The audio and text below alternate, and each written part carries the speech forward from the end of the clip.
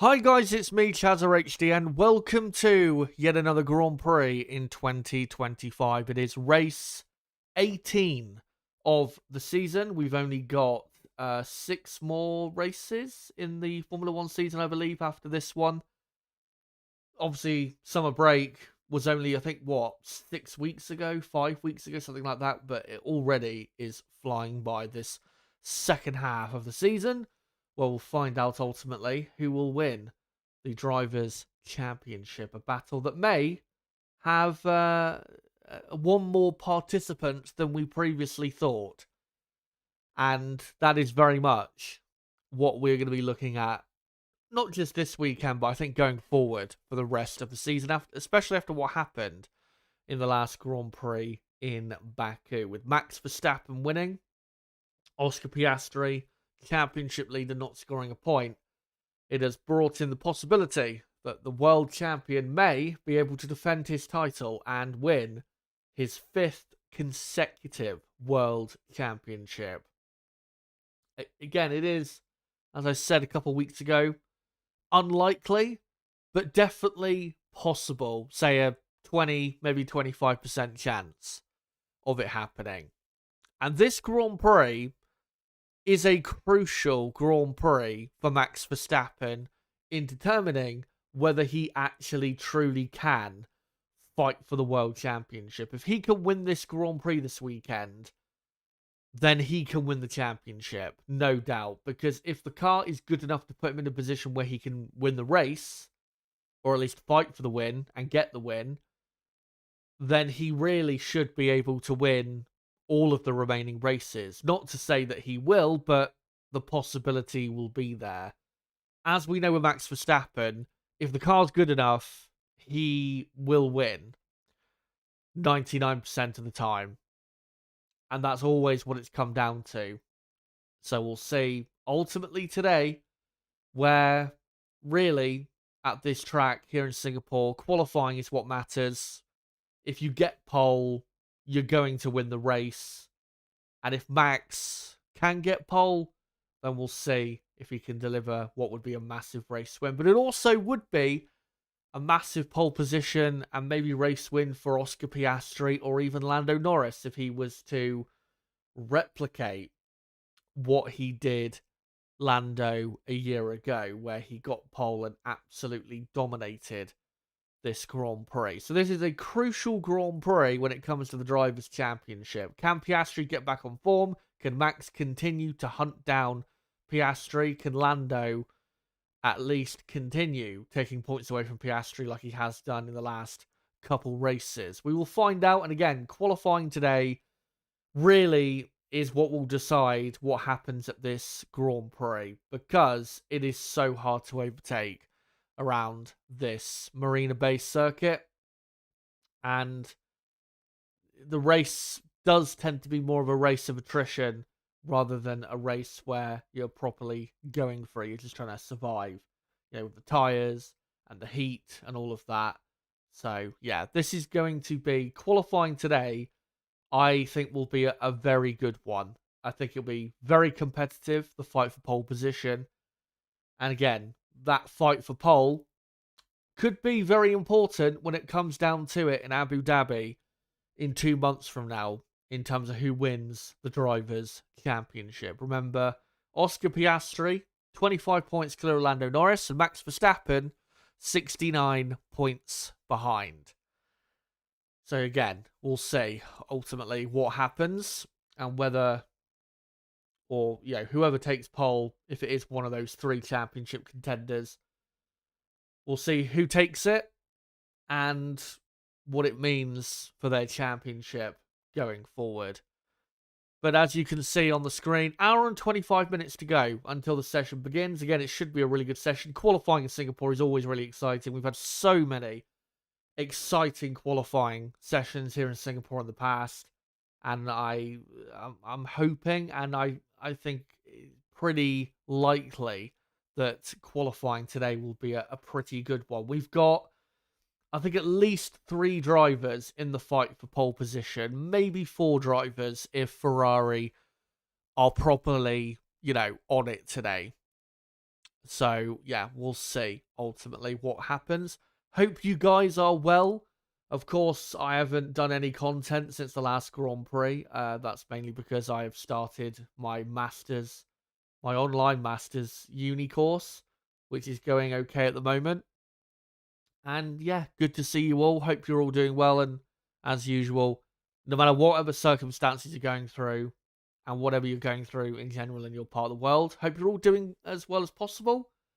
And I hope you can join me today in enjoying and watching along qualifying in Singapore. But if you can't watch the session, but you want to keep up to date with what's going on, this is the best place to be to keep bang up to date with the Singapore, the qualifying session here in Singapore, which is really, again, the qualifying is really what matters. The race tends to be, a lot of the time, especially if you get pole position, a formality, unless you have a dreadful start or something like that. So yeah, this should be an exciting day in Singapore. And as usual, we'll go through the typical build-up to qualifying that we normally do. Looking at the running so far, who's quick, who's not. We'll go through the sector time data. Obviously, I'll go through my predictions for qualifying. Also, I will update you guys on some possible grid penalty news. Because in practice 3, Lewis Hamilton, I believe, committed an infringement under red flags. And we know from history that normally in practice, if you speed under red flags, normally incurs a penalty. So I will keep you up to date with that. I will check in, not quite yet, but in the next, say, 20 minutes or so, I will let you guys know if there is any news on whether Lewis Hamilton will take a grid penalty for the Singapore Grand Prix. His season going from bad to worse. But as well, make sure to comment in the chat what you think is going to happen today in qualifying. And also, let me know, championship-wise, with Max Verstappen, how high do you think his chances are of actually winning the championship? Some of the drivers were asked on Thursday. I think the highest percentage given was by Leclerc, who said 20%. Do you guys agree? 20%, 10%? Or do you think it's an even higher chance than that Max Verstappen can win the championship? Let me know in the live chat. And also, as usual, there is a poll running at the top of the live chat. And I've asked you guys who will take pole position today in Singapore. And the options in the poll are Max Verstappen, Lando Norris, Oscar Piastri, and Charles Leclerc. Those 4, I'm pretty confident, are the most likely 4 drivers that could take pole position today. So out of those 4, who do you think takes pole? You have until the beginning of Q3, which is in, just over 2 hours from now, about 2 hours and 10 minutes from now, to decide who you think will take pole in Singapore. And then obviously we'll see who you guys have voted for right before we get into Q3. But let's get into the running so far and see who has shown good pace and who is slacking, let's say, so far. And here are the results of practice 2. Practice 1 and practice 3 don't matter here because, again, the conditions are so different. Obviously, practice 1 and practice 3 taking place in the day. Practice 2 taking place in representative conditions in terms of the temperatures. And ultimately, McLaren were the quickest in practice, but not by anywhere near as much as I expected. Only a 1/10 of a second quicker than Racing Bulls, Max in the Red Bull, and Aston Martin with Alonso. Hadjar and Alonso are 2 drivers, by the way, you need to watch out for today because they are both looking very, very quick, and those 2 cars look very well suited to this track. So keep your eye on those 2 and those 2 teams especially. But Max Verstappen having the best Friday probably he's had, maybe not all season, but one of the best Fridays he's had all season. to be that close to the quickest time in practice 2. Normally in practice 2, Max and Red Bull are, quite significantly off the pace, and then they, grab some of that pace back when we actually get to qualifying. But it's looking good. It really is looking good for Max and Red Bull. They are definitely in the fight for pole position. There is absolutely no doubt about that. And then you got Lando Norris, about half a second off the pace. Lando was very critical of himself. What do you call it? He was very critical of himself after what happened in the second practice session, towards the end of second practice, where Lando just could not put together a good enough lap and was very, again, critical of himself in regards to that. Lando should be okay, I think, for qualifying. As we have seen this season, there are plenty of times where Lando can fail to deliver in qualifying, and he can, bottle laps and just not show the true, let's say, pace of what should be there. But if you look historically here in Singapore, Lando does tend pretty much every year to deliver the best he can. Last year took pole. The year before, I think he was on the front row, was he? Second or third, I think it was, in 2023.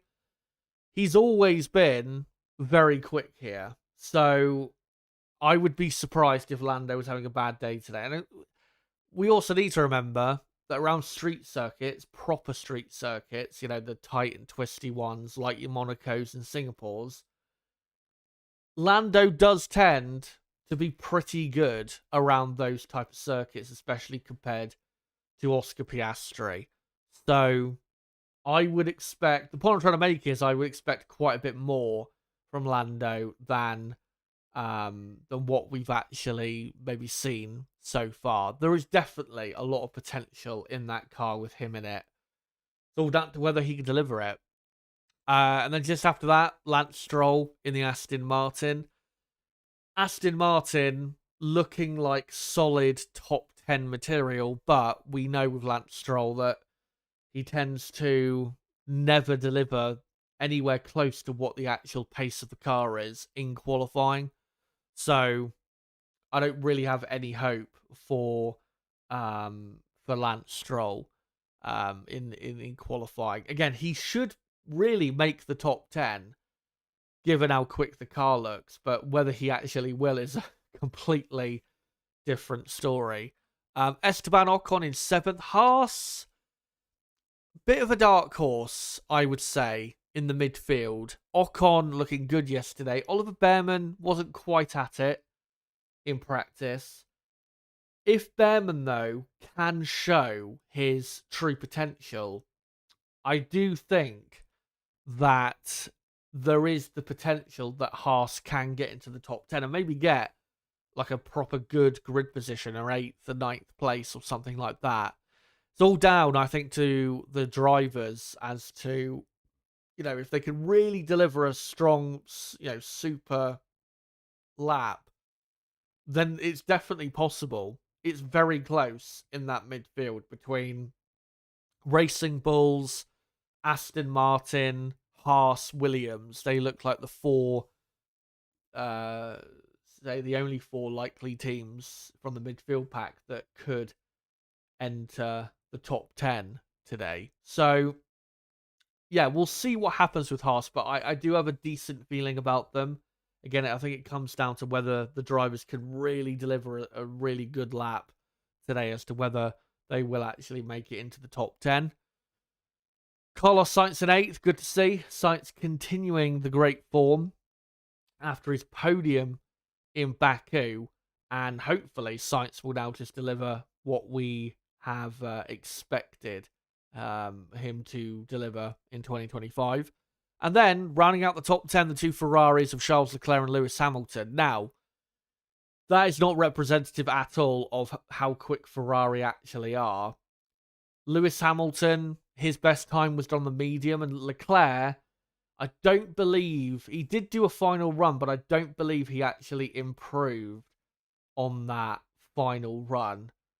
So there was a lot more pace in the Ferrari than what was shown, and they did actually show some decent speed in practice 3. Ferrari, to me, looked to be the third fastest team. Pretty comfortably third fastest as well. Maybe they could get a car in the top 3 on the grid, but it really depends on either if Max, Oscar, or Lando mess up, or if, say, Leclerc was to really deliver a special lap.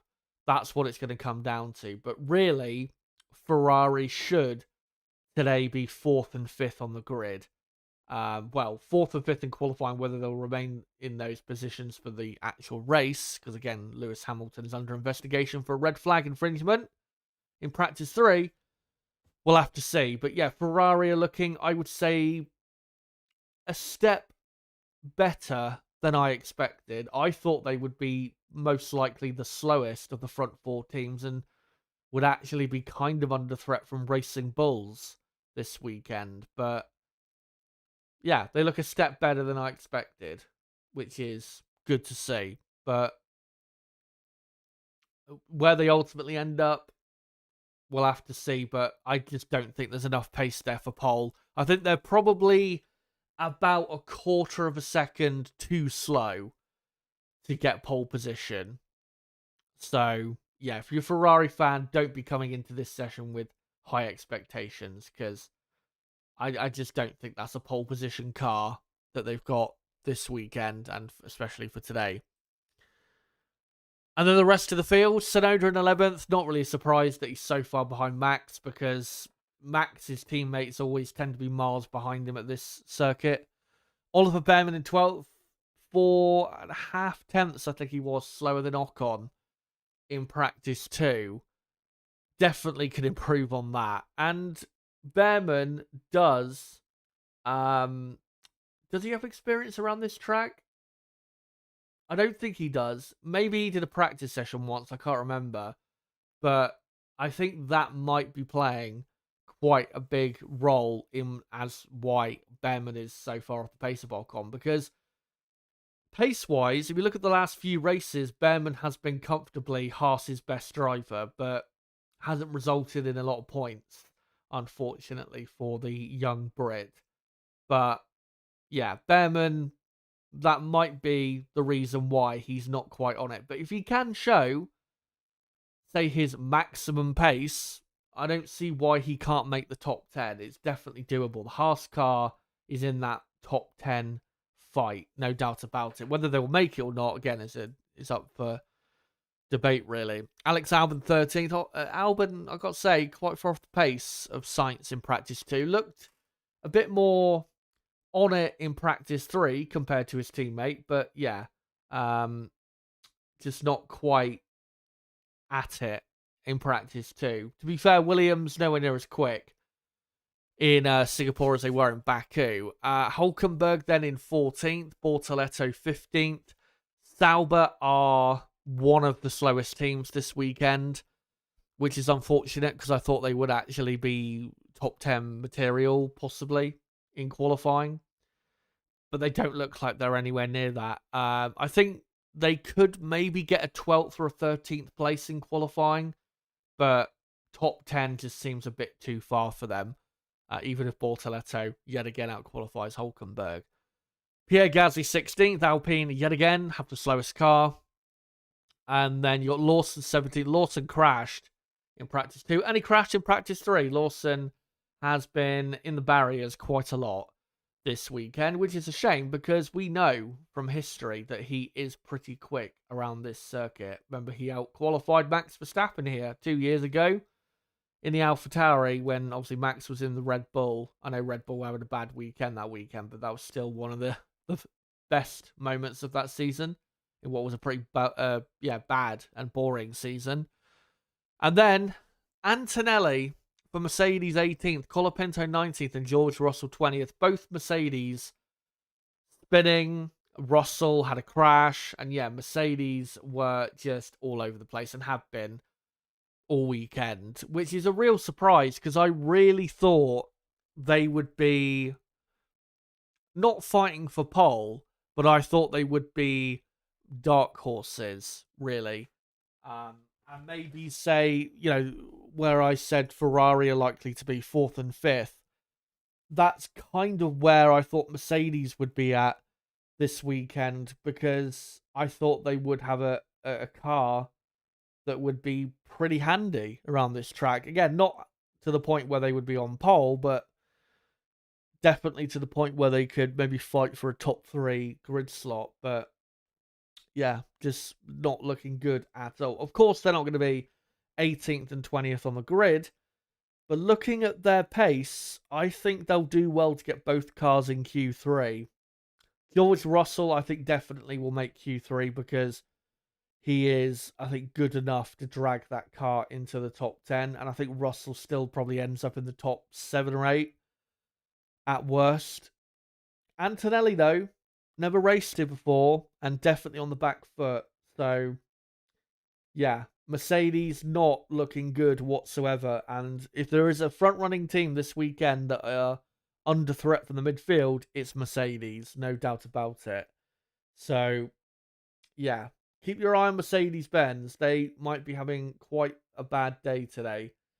George Russell normally gets the best that he can out of the car, which I still think the best that's in that Mercedes car is probably a 6th, 7th, something like that on the grid.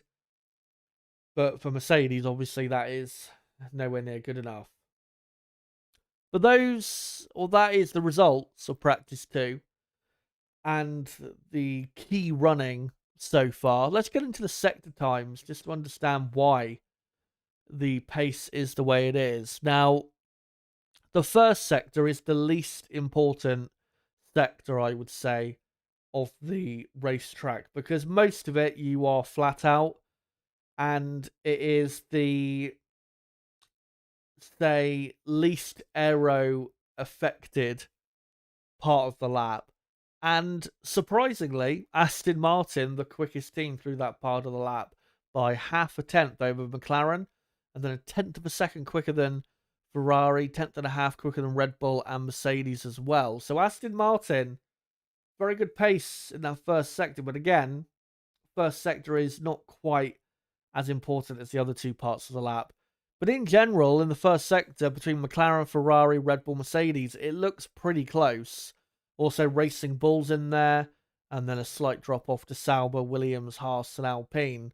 So, in general, throughout the whole field, you could say it's looking pretty close, nice and close. And then the middle sector we have, which is definitely the most important part of the lap. In terms of, if you make a mistake in the middle sector, it's more likely to hurt you more than if you make one in the first or final sector, because the middle sector has way more corners and is a lot harder to drive than the first sector and the final sector. But also, in terms of your car and the quality of your car, it's the middle sector that really is what matters in terms of showing how good your car is and determining whether you have a car that's good enough to fight for maybe pole or certain positions. And Red Bull and McLaren, pretty much on the same pace. Now, Oscar Piastri is not as quick as Max Verstappen as a driver. So McLaren, I do believe, have the best car around this track, but it is not by anywhere near as much as we expected. Red Bull are, I think, slower than McLaren, but not by, again, anywhere near as much as we expected. I reckon the gap between McLaren and Red Bull is probably maybe a tenth and a half, which is close enough for Max Verstappen to work his magic. So, yeah, McLaren and Red Bull, definitely the two fastest teams here. Ferrari then third. And then you've got Racing Bulls just ahead of Mercedes. Now, Mercedes in practice 2, they weren't able to do, I don't think, really the best sectors that they could have done. So I think there is more potential in the Mercedes car. I don't think there is massively more potential, though, than what was shown. So Mercedes' middle sector pace is okay, let's say, but it's definitely not on the same level as Red Bull, McLaren, and even to a degree, Ferrari. And then you got Aston Martin, Haas, Williams, Sauber, and Alpine. Again, this part of the lap really should show who has the ability to fight for certain positions. So in qualifying, we'll keep an eye on how certain teams perform in the middle sector, because again, that is really what matters the most in terms of all the sectors around the track. But Red Bull, again, looking a lot better than I think we all expected. And then the final sector, they've gone back to the old final sector, or not the old final sector, but the final sector we had here a couple of years ago, where there was that straight in between turn, I think it's turn 14. And then there's a little DRS zone there, then going into the final 3 or 4 corners. A lot more flat out than obviously it used to be with the old, final sector, where you had about 1 million corners, 90-degree corners to finish the lap. Aston Martin, though, again, very quick. So in the higher speed parts of the lap, Aston Martin do appear to have a really strong car. It's just in the slower speed stuff where they're struggling, say more so. I won't say struggling, but struggling more than they are in the higher speed stuff. Racing Bulls as well, looking good. McLaren as well. Williams a bit better. Red Bull, quite a bit of a drop off in the final sector, but I'm sure they can do a bit better than that. And then Haas, Ferrari definitely can do better than what they did in the final sector. And there's Sauber, Alpine, and yeah, Mercedes, the slowest team. But as I said, Mercedes did not do their maximum best in practice 2 yesterday, and that clearly shows itself with this final sector speed. So there is quite a bit more pace to the Mercedes car than what has been shown. But those are the sector times. Let's just go back to the results from practice 2. So in terms of the pecking order, I would still say McLaren have the fastest car by about, again, 1/10.5, maybe 0.2 of a second, you could say. But yeah, McLaren, I still think I've got the fastest car, but just not by anywhere near as much. Then Red Bull second, Ferrari third, and then fourth quickest. Honestly, I would probably say Racing Bulls. The reason I don't think Racing Bulls will end up ahead of, though, both Mercedes cars is purely because George Russell is quite a bit better than, Isaac Hadjar and Liam Lawson. In terms of Mercedes compared to Aston Martin, I'd say they're pretty much on the same pace. So I'd probably say Racing Bulls 4th, Mercedes 5th, Aston Martin 6th, Williams 7th, Haas 8th, and then Sauber 9th and Alpine 10th. That's what I think the pecking order is. Doesn't mean that McLaren are definitely going to get pole, or that this team's definitely going to finish here, because obviously the drivers make their own differences. In qualifying, not all drivers on the grid are equal in terms of capability and speed. And we know that because Max Verstappen has the most pole positions this season, I believe, in the car that is, well, not the quickest. So, yeah, that's what I think the pecking order is going into qualifying. And in regards to that, let me get into my final, as we've got an hour now to go until qualifying begins. Let's get into my final qualifying prediction.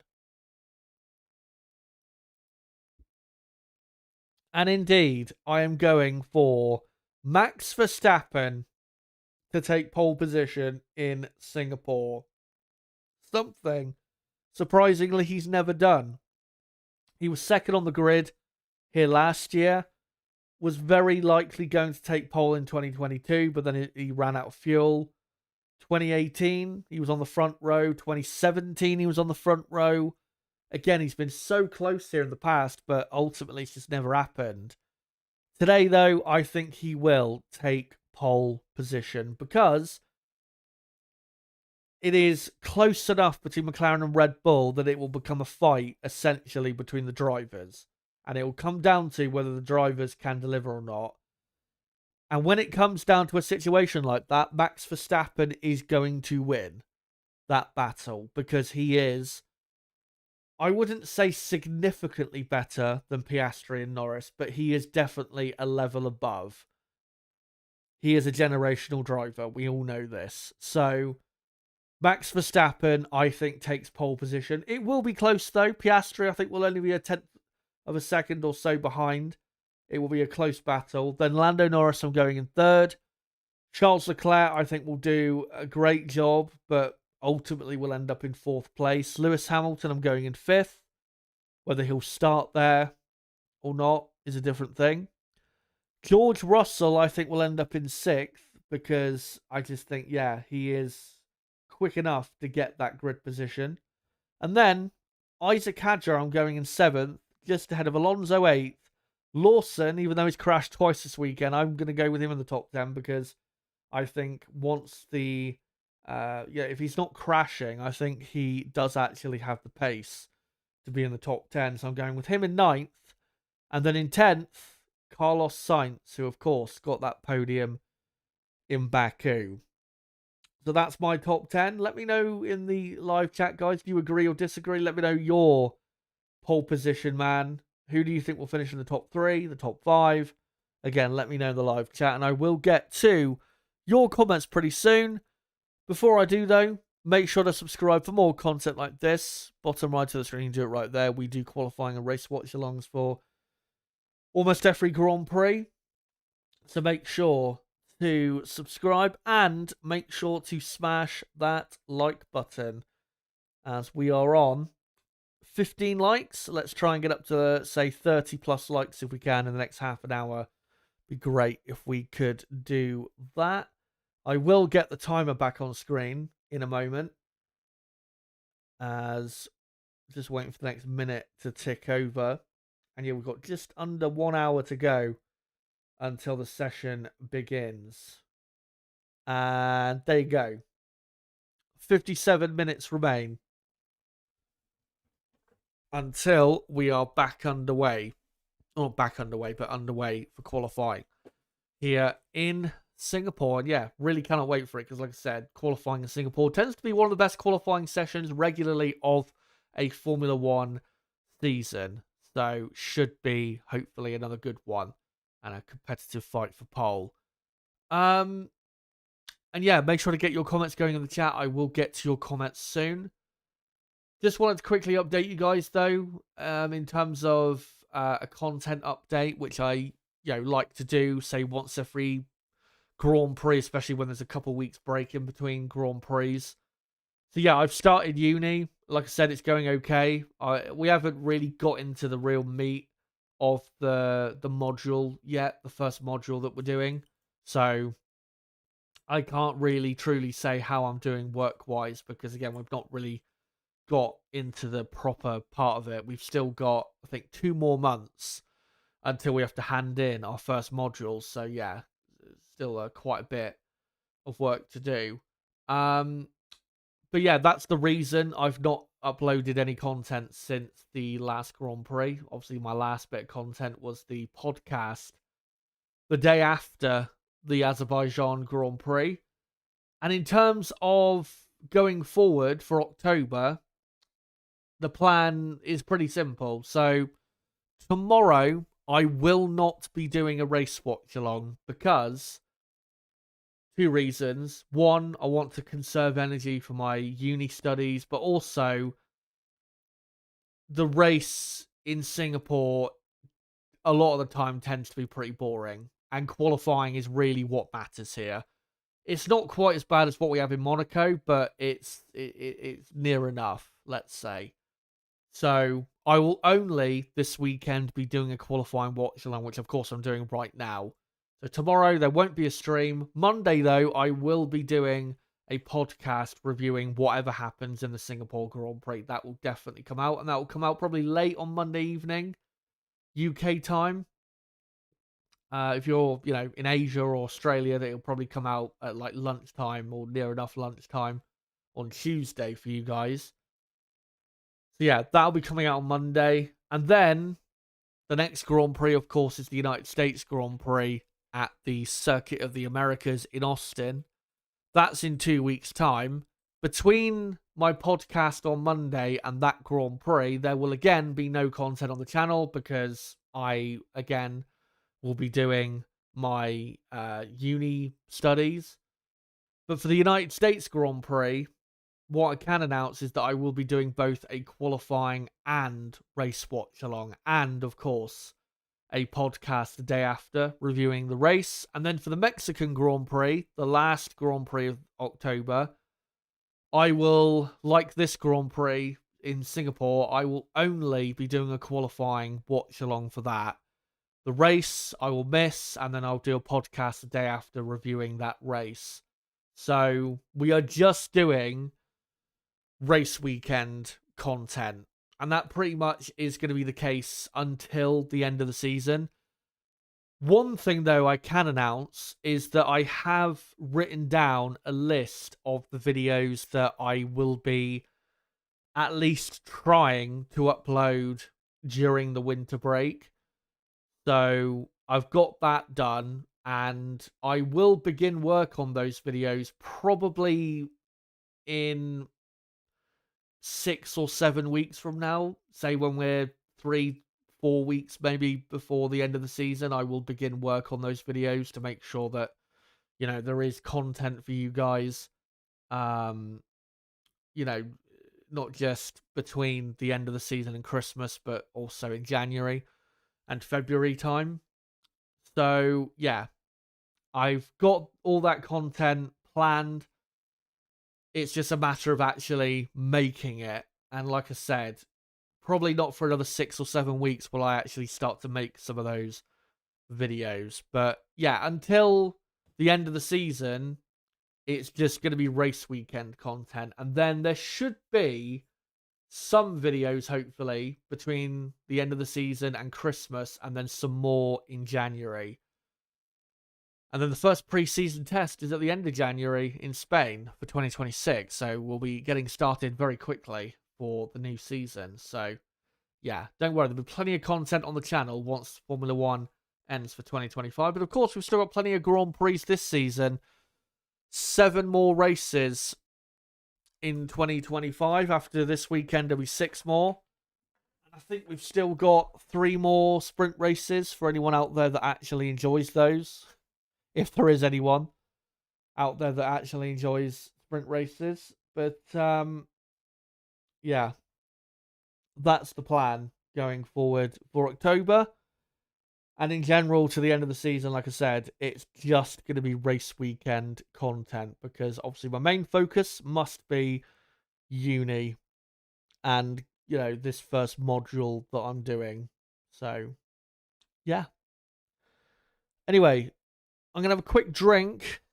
And then, before I read your comments out in chat, I'm going to have a quick check. Actually, I'm going to do it now. I'm going to quickly check whether Lewis Hamilton has been given a grid penalty or not for a red flag infringement. Let me just look. And no news so far. Looking at the incident, though, it does look very likely that he is going to get a grid penalty. So, even though it's not been announced, it does look like Lewis Hamilton is going to get a penalty. So Hamilton, probably at best, is going to start 10th, 11th, 12th, something like that for the Grand Prix. Maybe even lower, depending on the severity of the penalty. And obviously depends on how Lewis himself does in qualifying. But yeah, I'll have a quick drink, and then I'll be back with you guys in a moment.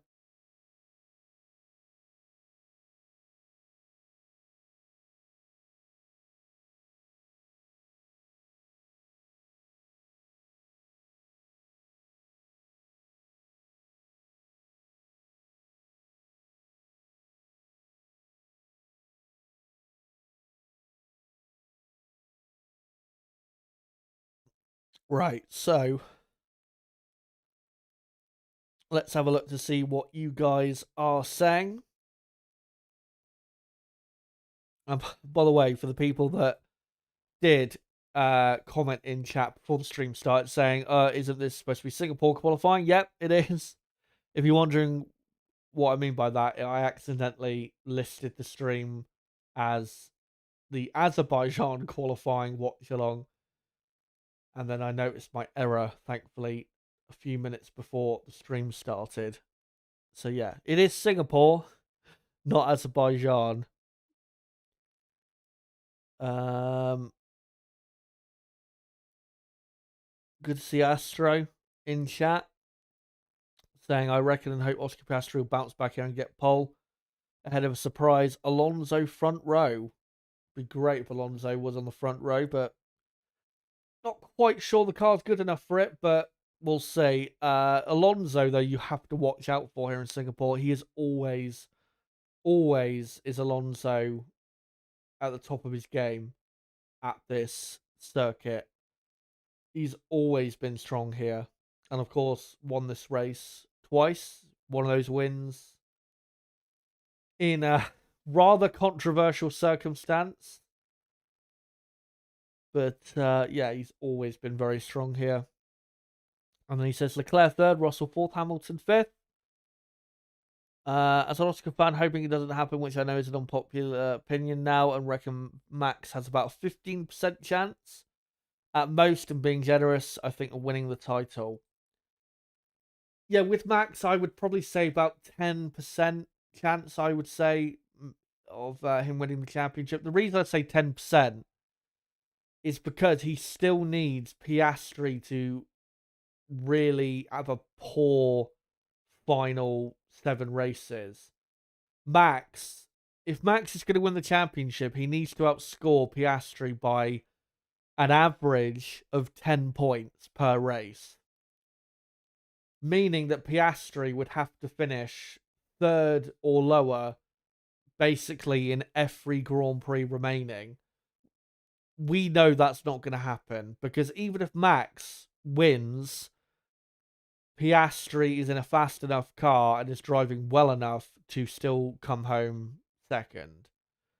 So, as long as Oscar has a consistent end to the season where he at least gets a load of second place finishes, maybe the odd win, then it still is very likely for me going to be Oscar Piastri winning his first world championship. But there is definitely a chance, no doubt about it. You never know what's going to happen. We've seen some crazy things in Formula One.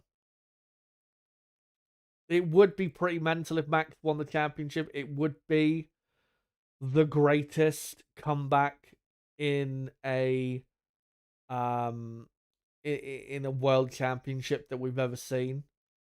I think the biggest gap in recent history that has been closed down was Sebastian Vettel in 2012, but the gap that Vettel was behind Alonso was like 40 odd points instead of 69 points. So yeah, it would be remarkable if Max actually won the championship. And I think I've already said this, but I'll say it again. If he wins the championship from that far back, then he is without a doubt, in my mind, the greatest of all time. Because the worth if he was to win this championship, the worth of this championship would be so high. And that goes for anyone if you were to win a championship from that far back. Especially given that he still doesn't have the outright absolute fastest car. This car, it's not like the 2023 Red Bull. So, again, it would be something incredible if he was to pull it off. And again, it is possible, but still very unlikely. But if he gets pole and he wins this Grand Prix, then he's doing the most he can to maybe win it in the end. And really, if Max is going to win the championship, he has to win this Grand Prix. If he doesn't win this Grand Prix this weekend, then it's pretty much over. Even though we have still got 6 more races after this weekend, and 3 more sprint races, I believe, in Kota, Brazil, and Qatar, I think, as well. So yeah, this and that's why I was talking about it straight from the off at the start of the stream, because this weekend's Grand Prix is absolutely, and this not only this weekend's Grand Prix, but this qualifying session today is absolutely crucial in deciding the destination of the championship. And if it is, let's say if it does come down to Oscar versus Max, whoever gets pole, that could literally decide the championship, because you don't know, maybe Max will end up only a few points behind when the season comes to a close. And that might be because he failed to get pole in Singapore. Piastri might win the championship because he got pole in Singapore and turned it into victory. You just don't know. So yeah, we'll see. But that's why I'm looking forward to this session, especially when it comes to how Max, Oscar, and Lando will perform. Because again, this is such a crucial qualifying session. Again, for Max, he has to win this Grand Prix, so he has to get pole. Lando also has to get pole and has to win this race, regardless of what Piastri does. Luckily, though, for Oscar Piastri, because he's 25 points clear of Norris and then 69 points clear of Verstappen, Piastri, I think, has, even though he's leading the championship and you would think he would have the most amount of pressure, in terms of this Grand Prix, I actually think he has the least amount of pressure compared to Verstappen and Norris, because Piastri doesn't need to win this race. Piastri can afford to finish in second and still be okay, even if Norris wins or Max wins. He'll, if Norris wins and Piastri finishes second, the gap's still 18 points, which is still, I wouldn't say comfortable, but manageable for Oscar. But if Oscar finishes second and Max wins and Lando finishes, let's say, third, then Oscar would be 28 points clear of his nearest rival. Yeah, Max would close the gap, but it would still be 62 points. So that's the advantage that Piastri has, is he doesn't have to win this race. Second is still good enough. He will have to win maybe 1 or 2 more races this season to make sure of the championship. But as long as he remains consistent, I still think Piastri gets the job done. So, again, ultimately, we'll see. If Piastri can win this Grand Prix, then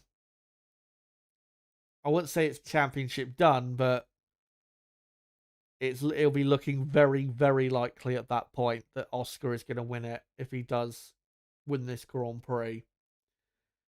So, yeah, we'll see. That's why, again, I'm looking forward to this session, because it's going to be very important in deciding the destination of the championship. Hello to Brabham. Good to see you as well. Make sure to smash a like button. We've got nearly 200 watching. Let's try and get up to 40 plus likes if we can. So make sure to smash that like button. Obviously, it does help the channel and the algorithm, and it helps show me that you guys actually enjoy the content. So, yeah, make sure to smash that like button. Brabham saying, I assume this Max resurgence will continue for a bit, but something will happen eventually and it'll be over. Bad result on a DNF or something. Yeah, most likely. Again, it is very unlikely that he will be able to win every race and have basically a perfect final. I mean, final 7 races, but also,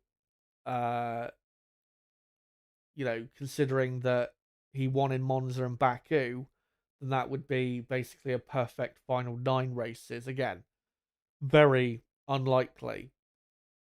Still, a chance, but again, very unlikely. And especially when you consider that the McLaren is still probably a tenth or two quicker than the Red Bull, again, it doesn't feel like it really is something that could actually properly happen. So, yeah.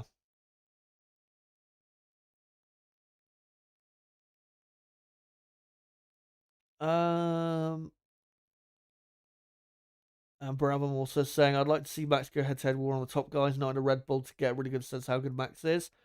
Well, I think you will get that in a couple years at the Silver Arrow team.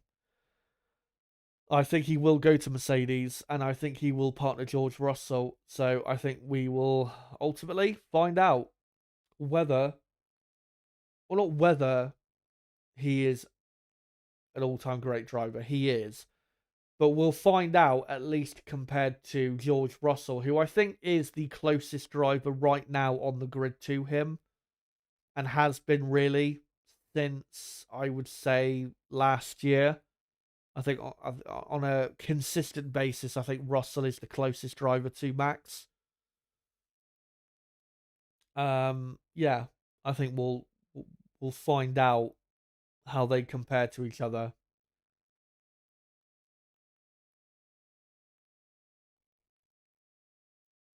Um,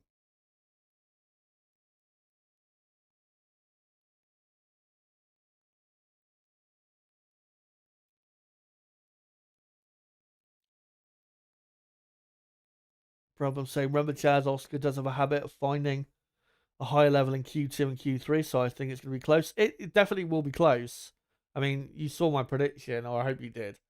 I had him, on the front row. It will be close, but I just think because of how close it is between the McLaren and Red Bull cars, I think that favours Max. Because if it's going to come down to a showdown, essentially, of between the drivers more so than the cars, that favours Max because we all know Max is the best. It's just, you know, um, it's clear at this point. Let's be honest. How far clear he is of the rest, that's up for debate. But he is the best. And in situations where cars are equal enough, or if he has the quicker car, then 99% of the time you're going to lose to him. So yeah, that's what I think will decide it. Another thing, by the way, because we obviously have mentioned Lewis Hamilton on this broadcast, and that he is likely to get a grid penalty, and just gonna have another check to see if he's been given one, and no, nothing so far. I just wanted to send my condolences to Lewis Hamilton because if you didn't know, his beloved dog Roscoe passed away on, I think it was Sunday or Monday, and yeah, just very sad. You guys know from what I've told you that I've had heartbreak as of recent. When I say recent, I'm talking the last few years. Um, when it comes to death of pets, I remember it was nearly 2 years ago now. On the day of the Sao Paulo Grand Prix of 2023,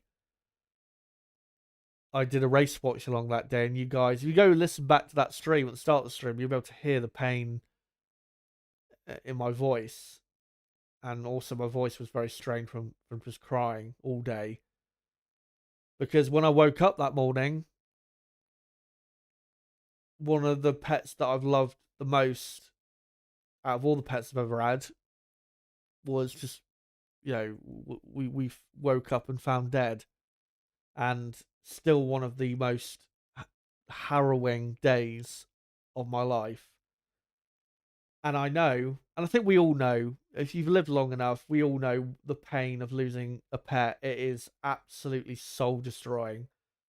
for a while you see things in black and white after you lose a pet. It really takes a lot to get over. I remember after I lost that particular pet, um, he was a cat called Bruno a couple years ago. Like I said, on that day of that Grand Prix, I couldn't for weeks after I couldn't sleep. I could only sleep 3 or 4 hours at a time. I was so not just depressed, but the stress of his final 2 weeks before we then eventually lost him because he was going downhill and we were trying our best to fix him. Again, it just broke me for weeks and months on end. So I hope Lewis is doing okay. And I hope he can, just continue on and hopefully, if he is going through a dark time because of that, hopefully, good times can for him can come again. But yeah, I think we've all or at least most of us have had that experience before, and like I said, it is absolutely soul destroying. So condolences to Lewis Hamilton for what's happened, and I hope he can have a good enough weekend that at least leaves him somewhat in better mental health than he would have been at the start of this week.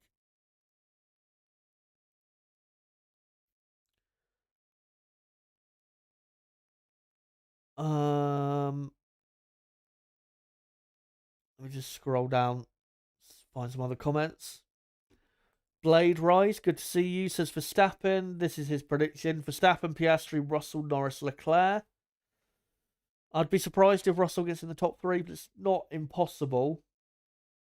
You never know, Mercedes might be a bit quicker than we expected. It sometimes does happen where teams suddenly in qualifying just show loads more pace than what they showed um in practice. So we'll see. Bravo asking, what are you studying again, Chaz? I'm doing a online masters in essentially screenwriting, screenplay writing, and the module we're doing at the moment is we've been tasked with writing a short film script. Um, and not only that, but this module is allowing us to experience the actual process when it comes to screenplay writing, where you do, a premise, an outline, story treatment, a step outline, and then you actually do the screenplay. So I think so far I've done the premise and the outline, or at least, I've done a couple drafts of the premise and the outline. And I think next week our task is to write a story treatment. But yeah, I think it's in 2 months from now we have to hand in all those documents separately and also reflect on the process and how we did. So yeah, that's the first module I've got, and yeah, it's going okay so far. Whether I'm actually doing well or not, I don't know. We've got, I think we're getting feedback in 2 or 3 weeks on what we've done so far, so I'll know more probably by the time of the next Grand Prix as to whether the work I'm doing is actually of good quality or not. But yeah, I'm enjoying it. It's a lot more enjoyable than the honors degree I did last year and the FDA foundation degree I did the year before. Because with those degrees, I did a degree in media, but it was like all types of media. It was like photography, moving image, like film, and also like contextual study type stuff when it comes to media. So, like this time last year, for example, I had to juggle 3 modules at once, which, if anyone has been to uni, you'll know is really difficult to, do 3 modules at once. Um, because you've got to, keep working on all three, and make sure they're all up to date, and then obviously hand them all in when they're ready. But whatever, any work you do on one module takes away from the work you could and maybe should be doing on another. At least with this, it's just one module per semester, so it's, in terms of time, it's a lot easier. It's way more stress free than the last say 3 years I've had. So that's good. Because I've experienced obviously having 3 modules at the same time, and yeah, it can be hell, especially if you're struggling a bit. But yeah, like I said, it's going okay. Whether the quality of my work is actually good or not, like I said, I'll find out in the next few weeks. But yeah, I think that's the one thing I'm enjoying the most. Is again, I wouldn't say, well, yeah, technically I do have a bit more time, but I'm not having to rush anywhere near as much as it felt like I had to with the previous 2 uni degrees, where I felt under pressure every week. It doesn't feel like that's going to be the case as much, which is, yeah, good.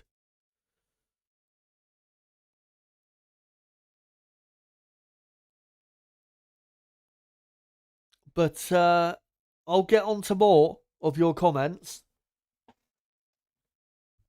in a moment. I just want to quickly post a link of the stream out one final time before we get going, because we're only 28 minutes away from the start of qualifying. So let me just quickly post a link, or the link, out one final time. Come join us here to watch along a crucial qualifying session in Singapore. And hopefully we'll get a few more joining us between now and qualifying. But still no news that I can see in regards to whether Lewis Hamilton has a penalty or not. Anyway, let's go through, I think, a few more comments, and then I'm going to do a quick roundup of the teams and how I expect them to do, and go through my predictions again, and maybe go through another few comments, and then we'll, yeah, get into the session. Brabham asking, what race does Piastri get the title? I think it'll either be Vegas or Qatar. I don't think the championship will go down to the final race, unless Piastri has a really, I wouldn't say really poor final few races, but if he's like noticeably, his level has been noticeably, less than, it has been this season, then yeah, maybe then it will go down to the final race. But I think either Las Vegas or Qatar is when it'll be decided. And those two races are only a week apart. So, yeah, what be during the last 10 days or so of November is when we are likely to have the World Championship decided, I would say, based on what it looks like at the moment. Of course, for the Australians in Australia, it would be most favourable if he won it in Las Vegas, because obviously for you lot, it'll be what, like middle of the afternoon, that Grand Prix, and it'll be, I'm sure, prime time TV slot and all that, and there'll probably be millions watching, millions more than usual. So yeah, preferably for Australians, he'll win it in Las Vegas like Max did last year, but still quite a bit of work to do, definitely, in these final few Grand Prix.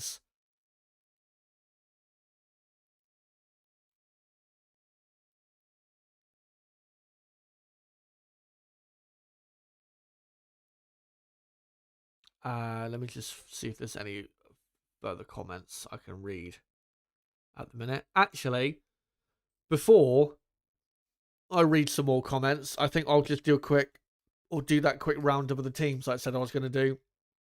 So I'll just do that for the next few minutes, and then, like I said, we'll get on to some more of your comments.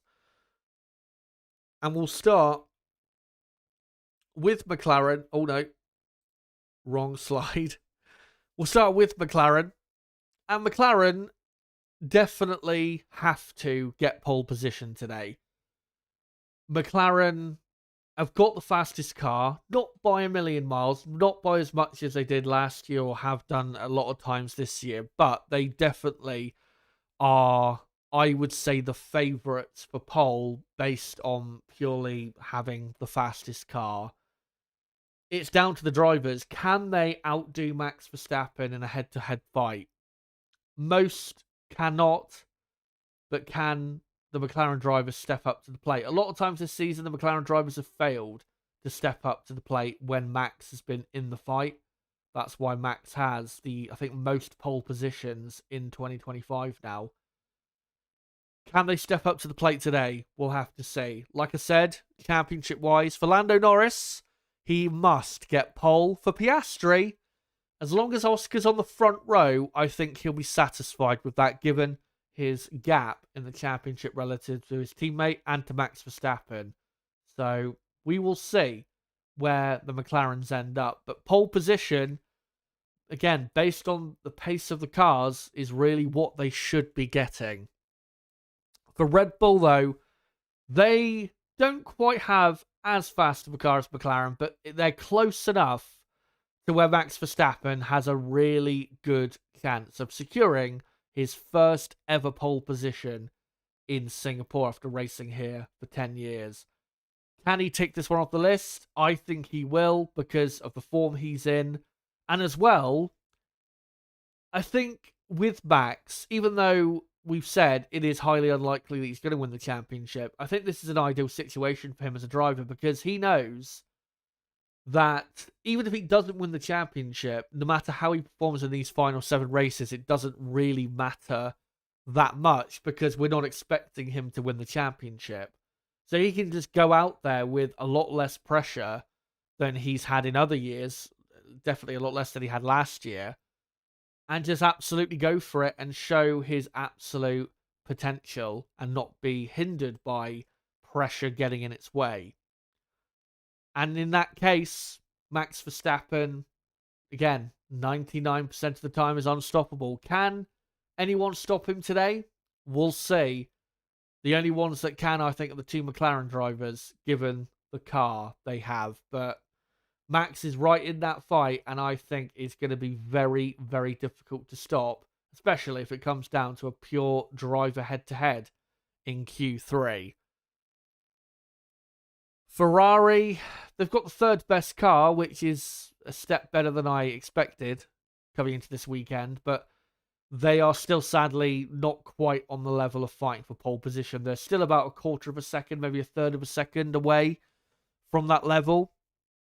3rd on the grid, though, is possible if, say, Max, Oscar, or Lando mess up, which we know one of them can definitely mess up in qualifying. It has happened before, especially with Lando Norris. And also, keep your eye out for Charles Leclerc in qualifying, because he has taken 2 pole positions around this circuit in 2019 with an unbelievably great lap, and also 2022. Yes, he failed to win on both occasions, but speed-wise, he was incredible in both sessions. So keep your eye out for Leclerc. If the car was good enough, I'm sure Leclerc would be right there in the fight for pole position and maybe on pole position. But even though the car isn't quite quick enough for that, Leclerc, we know, is usually on top form here in Singapore. And as long as Ferrari get on the 2nd row, I think that is good enough given where Ferrari are at. For Mercedes, damage limitation given the weekend they've had. If Russell can get in the top 6 on the grid, I think they'd be satisfied with that. And for Antonelli, I think his aim has to be just make the top 10. He's never raced here before, and the car is not looking too great. So, yeah, Mercedes, can they get both cars into Q3? We'll see. Doesn't look particularly likely, but definitely is possible. We know Mercedes can do better. Aston Martin, Fernando Alonso, keep your eye on him. He is always incredibly quick around the Marina Bay streets, and has not been any different this weekend. He was quickest in practice 1. He was in the top 4 in practice 2. And also the car looks very handy this weekend. So Alonso, I'm pretty confident will be in the top 10. Can he, though, get a top, say, 7 in qualifying? Maybe a top 6? Might have to rely on maybe one of the front-running teams having a bit of a bad day.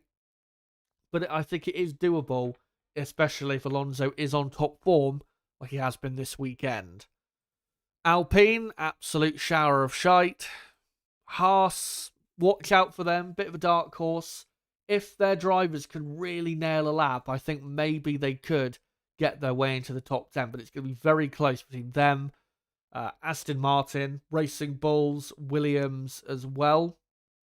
So we'll see ultimately where they end up. But if they're not in the top 10, I think they'll be very close to it. Racing Bulls, you could argue that they have the fastest midfield car. Isaac Hadjar looking very, very quick. Liam Lawson, so far this weekend, can't stop crashing. But the pace is there in the car. As long as the drivers deliver, really, I think they should be getting both cars into Q3. And they could, if you're looking at possible surprises in qualifying, I think you've got to look at Racing Bulls as a team that can provide them, as they have done quite a lot in the last few races.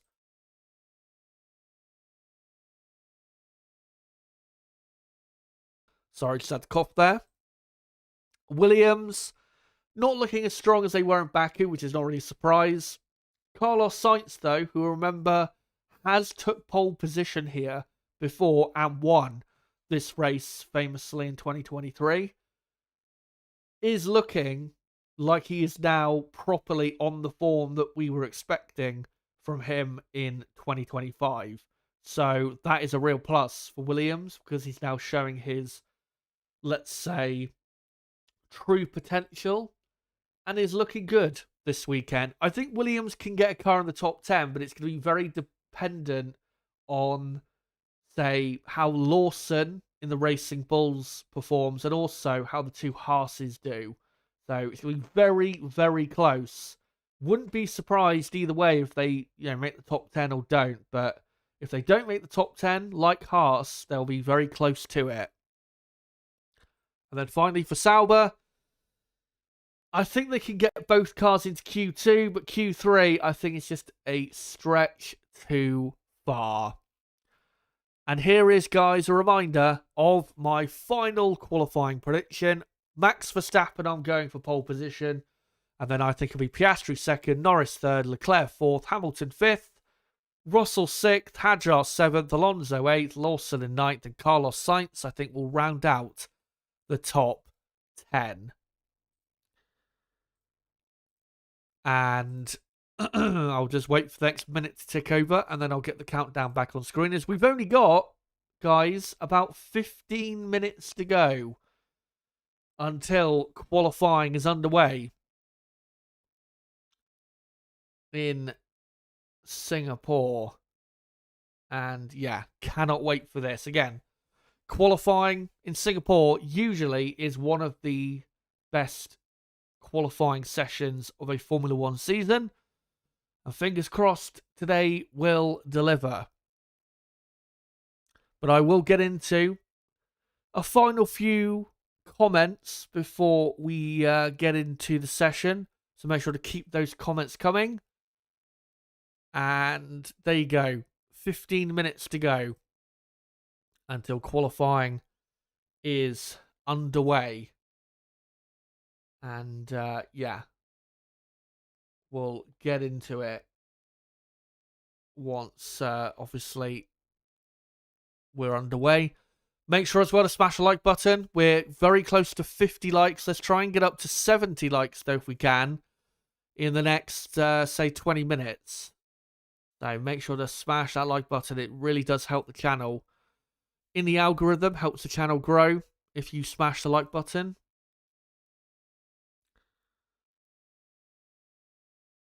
Um,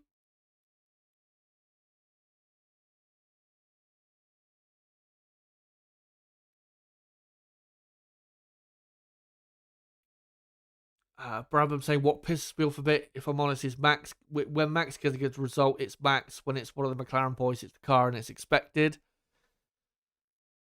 I understand what you mean, but I think most of that narrative is correct.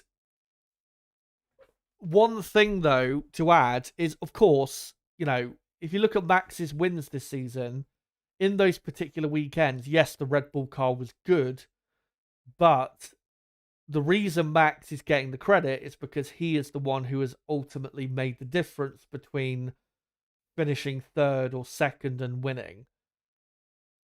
Yeah, the car again was good, but it wasn't.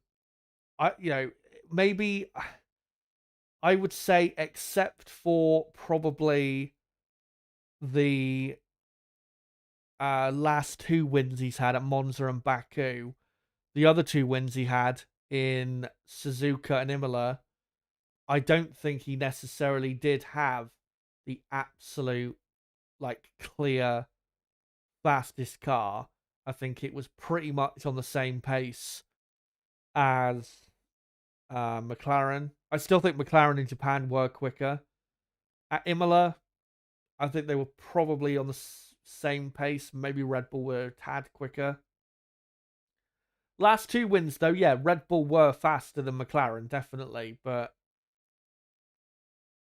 again, Max is the one that I think is, in terms of the reason why he's won those races, I still think Max is making the majority of that difference. And that's why that narrative exists with Verstappen compared to the McLarens. And yeah, with the McLarens, it is the best car. So, of course, it is expected to win. The best car should win every race. Obviously, that's not how it works, but that's how expectations work.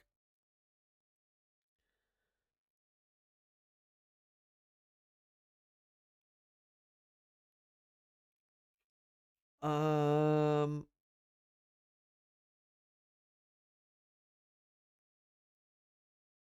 Good to see Todd in the chat.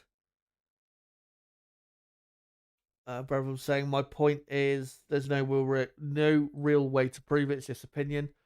Well, yeah, it comes down to what or how much quicker do we think one driver is compared to another in terms of how quick really was this car compared to this car. But I think we'll all have different opinions on, say, how quick is Max compared to Piastri or Norris or Russell, but I think we all end up around about in a similar place with our opinions. I don't think anyone would sit there and claim that the Red Bull car has been, really good this season, but Max has just not been that good. There was definitely a time this season, not that long ago, only what, say a couple months or so ago, where the Red Bull was genuinely poor. If you go back to, say, the Hungarian Grand Prix weekend, that weekend the Red Bull was a midfield car at best. So, yeah.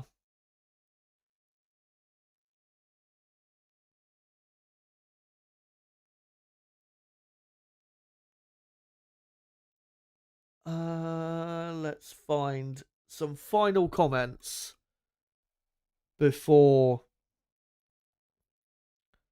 we get into this session. And if you've got any predictions you want to give, then make sure to post them in the chat, as we've only got 10 minutes now to go until the session begins.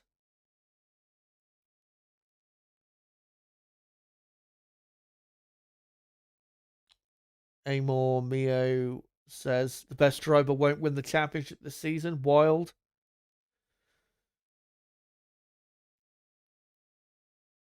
Yeah, probably. That probably will happen. I think though that's people complain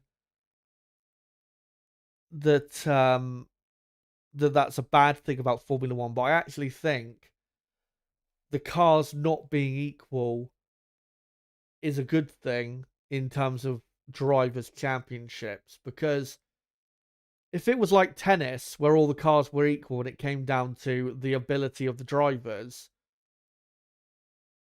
Max Verstappen would win every championship pretty much, for the next 10 years. Maybe the odd year you'd have a Russell or a Leclerc win, but you know what I mean? That's, likely how it would work. With there being car differences and obviously the best driver on the grid not being in the fastest car, it gives others a chance to win championships and get more wins than they otherwise wouldn't have had. So, in a way, it actually makes for better competition amongst the drivers with the cars not being equal in terms of the drivers' championship. Because again, if the cars were equal, I think Max would win almost every season the championship, and he'd be like by the end of his career, he'd be like a 10 or a 12-time champion. Same with Lewis Hamilton. Lewis, by now, if the cars were equal since Lewis began in Formula One, then Lewis right now would be like a 12-time world champion. So, actually works better in a way.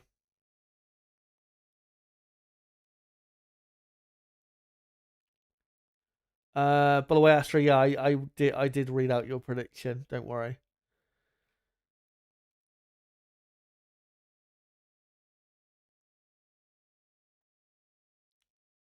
Let me see if I can find a couple more comments, and then we'll get into this session.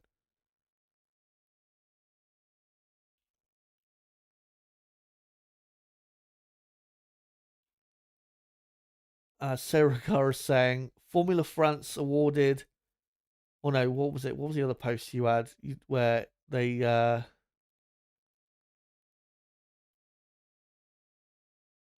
me find it. Yeah, there you go. Yeah, there was, and I saw this as well.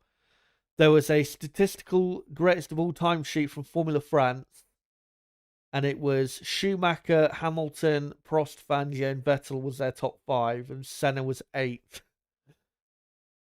And then he goes on to say Verstappen was sixth, Norris was 60th, Webber 42nd, Barrichello 28th. Yeah. That whole trying to prove who the greatest of all time is purely via like stats, just again absolutely ridiculous. Stats do not tell the whole story as to why um a driver is the best or 10th best, or whatever it may be.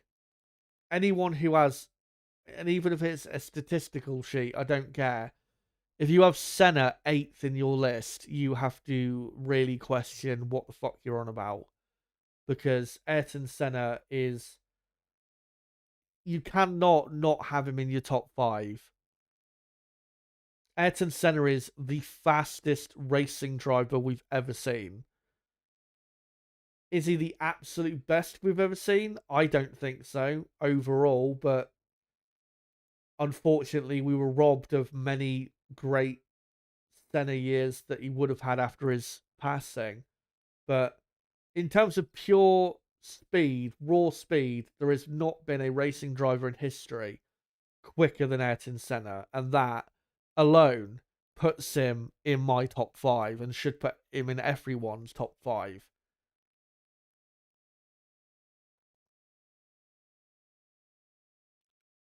As Serigara's prediction is Norris, Verstappen, Leclerc, Alonso, and Piastri 5th. That would be quite something. Anyway, make sure to keep your comments coming in as well. Given that we've got quite a few watching, make sure to smash that like button as we have got 4 minutes to go until the session is underway on the Marina Bay streets in Singapore. A very hot Singapore weekend that the drivers will have to obviously contend with tomorrow. But today is really what matters when it comes to getting the result.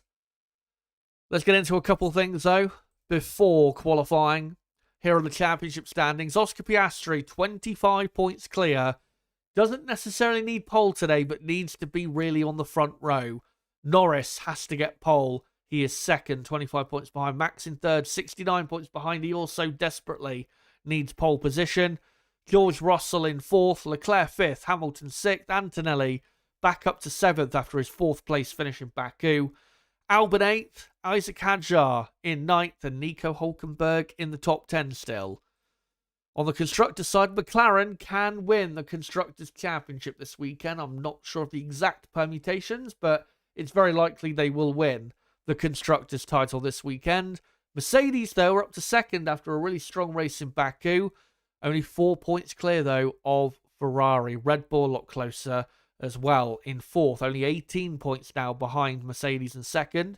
Williams now have over 100 points in fifth, and they are about 30 points clear of Racing Bulls, now sixth, overtaking Aston Martin after their strong race in Baku. Aston Martin in seventh, only 7 points clear of Sauber in eighth, Haas in ninth, and Alpine destined to finish last. But let's get into some key stats regarding the front-running teams that you need to know of going into this session. For McLaren, the favourites, you could say, for pole today, their last pole position in Singapore was last year with Lando Norris. Since the inaugural Singapore Grand Prix, though, in 2008, they've only taken 3 pole positions. 2 of those were with Lewis Hamilton in 2009 and 2012. And yeah, last year, first and fifth it was in qualifying. Can they replicate a pole position from last year? We'll see. The Red Bull, their last pole position in Singapore was 12 years ago with Sebastian Vettel, a famous pole position where Vettel only did 1 run and then sat in the pits and waited for the rest to do their laps and still ended up getting pole. That's how dominant he was at the time. And yeah, that was the last time Red Bull got pole in Singapore. And they've only had 2 poles in Singapore since this Grand Prix began in 2008. It's not been a strong Grand Prix for them at all in qualifying. And last year, they did get on the front row with Max, but it was 13th with Perez. Can they do better with the second car today, I wonder? Ferrari have been very strong in qualifying here in Singapore in the last 10 years. Their last pole position here was 2 years ago with Carlos Sainz. But in the last 10 years, they have taken 5 pole positions in Singapore. 2 of those for Sebastian Vettel, 2 for Charles Leclerc, and 1 for Carlos Sainz. Last year, it was 9th and 10th in qualifying, an absolute disaster for Ferrari. Surely they could do better today. And for Mercedes, their last pole in Singapore was that amazing lap by Lewis Hamilton 7 years ago. 2 poles for them here in Singapore in the last 10 years. They locked out the second row last year. They'll be very happy if they could do that today. But Q1 is about to begin in the next few seconds or so. And it will be an 18-minute long session where we'll knock out the bottom 5 slowest drivers, whoever those are, at the end of the 18 minutes. As all the cars pretty much queued up, waiting to get out there.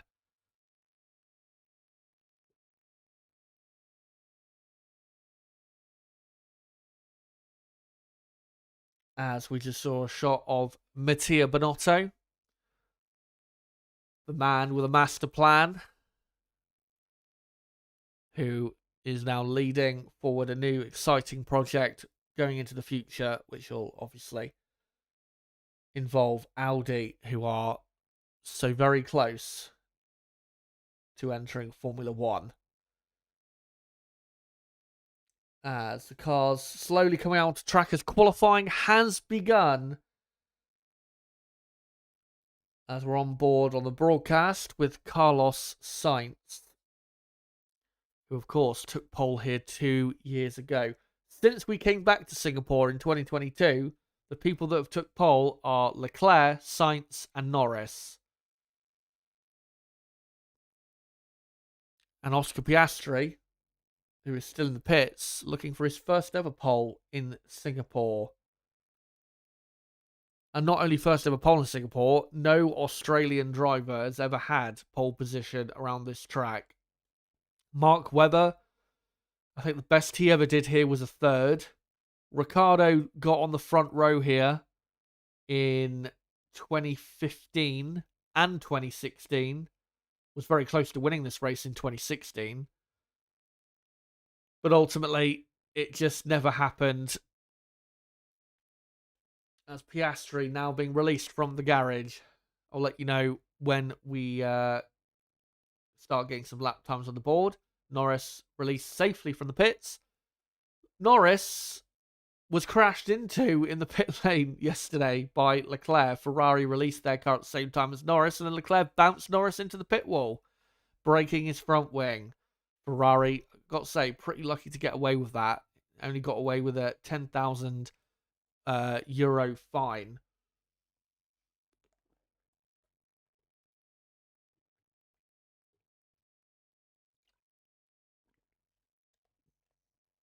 As the two McLarens filter onto track.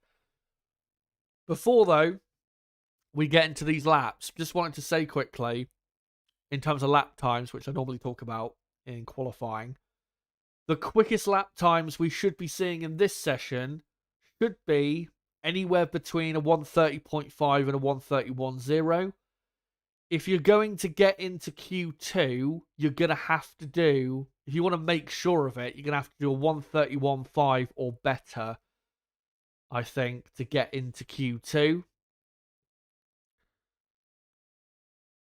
So we'll keep our eye on who does what lap times. But yeah, anyone who does a 1:31.5 or better should be getting into Q2.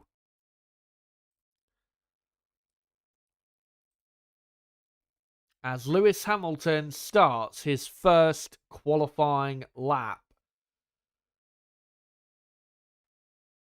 As losing the rear end a bit on the exit of turn 1. Well, that was not a comfortable ride for Hamilton. And he backs off. Obviously on the soft compound tyre.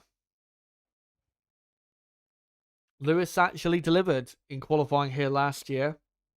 Was third, even though last year he was pretty poor in qualifying. Didn't lead to a podium, though. Hamilton ended up, I think, outside of the top 5 it was. I think he ended up in like 6th or 7th place. As Colapinto and Gasly have done the first 2 times. Now Hulkenberg goes quickest. Don't know what the lap time is. Nico Hulkenberg quickest for Sauber. Lance Stroll now goes quickest on a 1:31.5. So that's a great start for Stroll. Aston Martin should really easily get both cars into Q2, but with Lance Stroll, you never really know, as we've got a yellow flag out there as Carlos Sainz does a 1:31.0, goes quickest. That's a very quick lap time as the yellow flag has cleared. So someone probably just went off on the escape road at turn 1. Yeah, already super quick lap time from Sainz, and that already puts him in a very strong position. So Sainz quickest. Albon in second.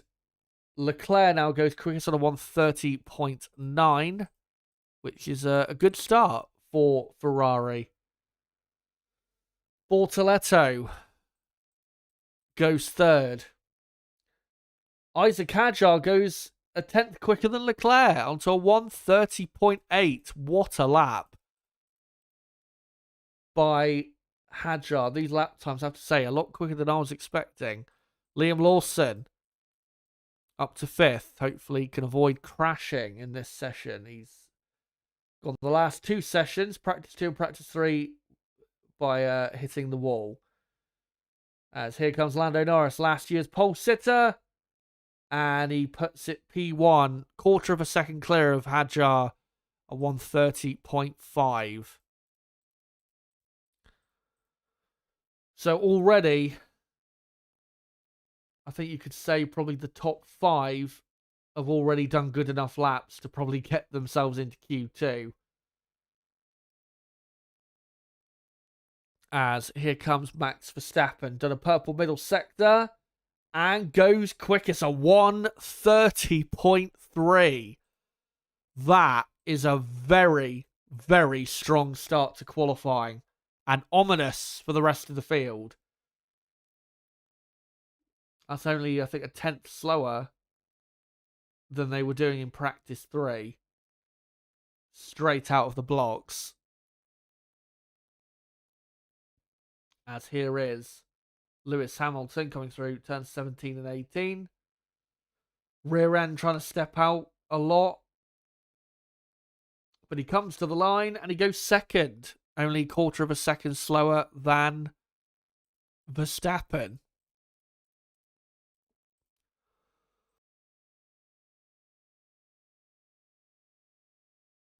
So currently, as Oscar Piastri is back in the garage, there appears to be an issue with Piastri's car.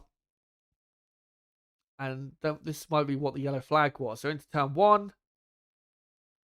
So someone went off and then... Yeah, Piastri complaining about the yellow flag there. So that's why Piastri came back in. Because his lap was affected by someone going off. So they're probably making just a quick, small setup alteration.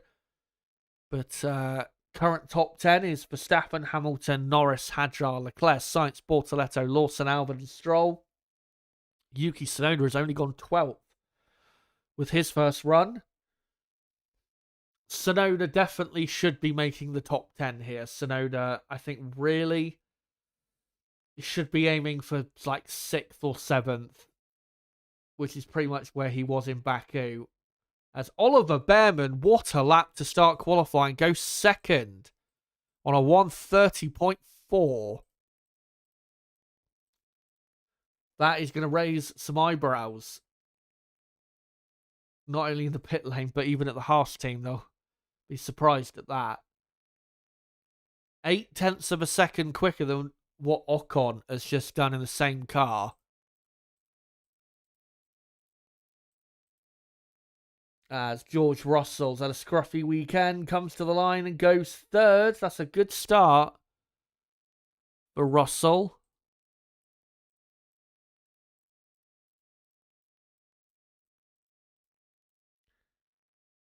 As looking at Colapinto, who just went wide there through turn 13, which is pretty much like a hairpin. And yeah, the Alpine struggling for grip. Both Alpines really should be eliminated in Q1, but you never know. Maybe they'll sneak a car into the top 15. As Colapinto comes to the line and goes 8th. So big improvement on a 131.0, and I think I need to adjust my lap time prediction because it was clearly quite a bit slower than what's actually being done out there. I think if you're going to get into Q2, you're probably going to have to do a 1 minute 30. As Alonso goes 6th.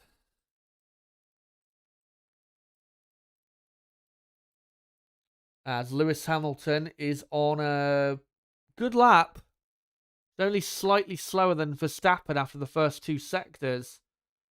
As Pierre Gasly goes up to 14th. And here comes Hamilton as Leclerc does a purple middle sector. Lewis Hamilton goes second, only 0.02 of a second slower than Verstappen. As Leclerc looks like he might, as he slides through turn 17, might just end up going quickest. Comes round the final corner. And no, he has a poor final sector and he ends up third. So second and third for the two Ferrari cars. Piastri now on a flying lap. He's done a good first sector as Carlos Sainz goes up to seventh. So currently it's as Isaac Hadjar goes quickest, a 1:30.2, which I think might just about be the best lap time of the weekend we've seen. Brilliant from Hadjar, who again has been so good in qualifying this year. But I did say after the last Grand Prix, watch out for Racing Bulls, because at high aero circuits, which this is, they have been really strong as of late. And of course had a podium at the last high aero circuit, which was Zandvoort. So keep your eye on the Racing Bull cars, especially the young Frenchman who's, you've got to say, the rookie of the year, as Oscar Piastri round the final corner and goes sixth, 10.5 quicker than his teammate, but not as great maybe as McLaren were hoping. But all that matters is that they get through to Q2. But in the drop zone currently is Ocon, Gasly, Lawson and Tsunoda. Antonelli hasn't done a lap yet. He is on an out lap though, as Lando Norris does a purple first sector.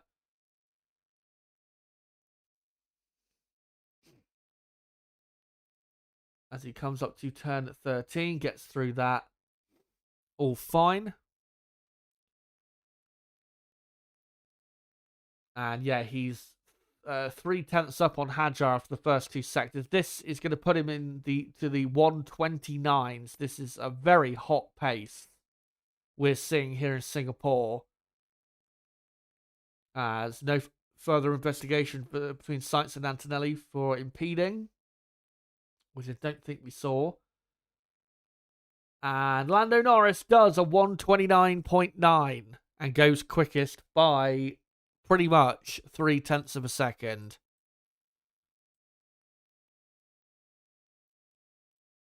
So Norris to the top, and that should be McLaren definitely all through to Q2. As yeah, Antonelli did get a bit held up there by Sainz on the apex of turn, I guess 2 or 3, is it?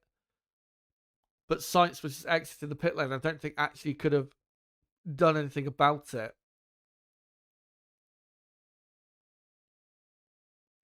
As here comes Antonelli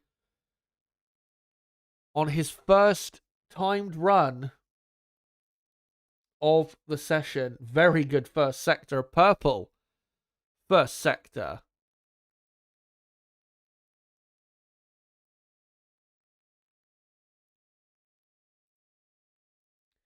As Antonelli now powers down to turn 10, where George Russell crashed famously a couple years ago, chasing the race win. Now into turn 13. Mercedes. This is a weird thing with the Mercedes car. It doesn't have any obvious weaknesses that you can visibly see, but the lap time deficit is clear. So I think that's the worst thing for Mercedes with this car is, again, there is no obvious issue, yet they are as far off the pace as they are. At least if you know you have an obvious issue with the front end or the rear end, you know that if you fix that or improve on that, you'll improve. But Mercedes, it just seems to be the whole car. Saying that, Antonelli goes second, only 1/10 slower than Norris. Onto a 1:30.0. So Antonelli definitely through to Q2. So in the drop zone, hold on, let me just update that Liam Lawson has improved and he's up to 11th now. So yeah, in the drop zone with 2.5 minutes almost to go is the two Saubers of Bortoleto and Hulkenberg. Esteban Ocon, Pierre Gasly, and Yuki Tsunoda. Franco Colapinto doing a good job at the moment.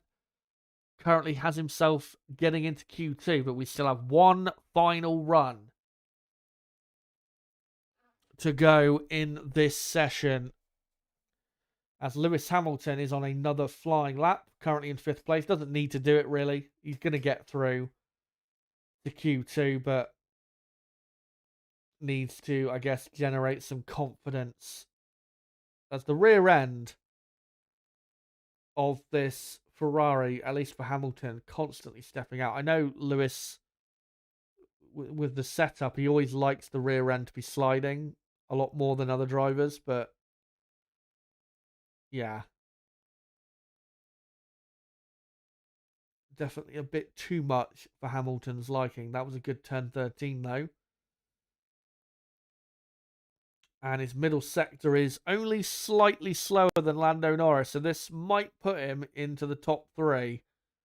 And in fact, it really will put him in the top 3 as long as he doesn't make a mistake in this final sector. And went a slight bit wide on the entry to that chicane of turn 17-18.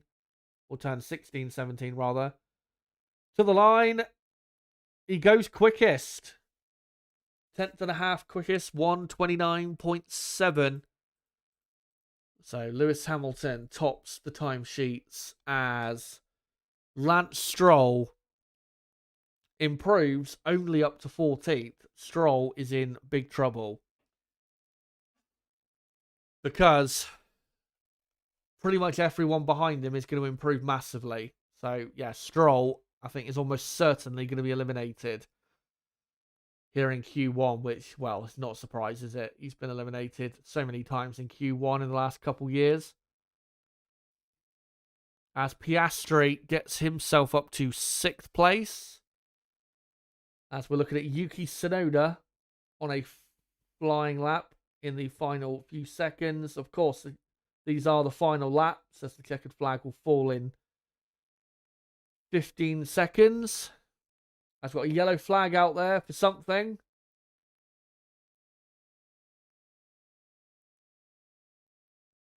And, oh, it's Pierre Gasly.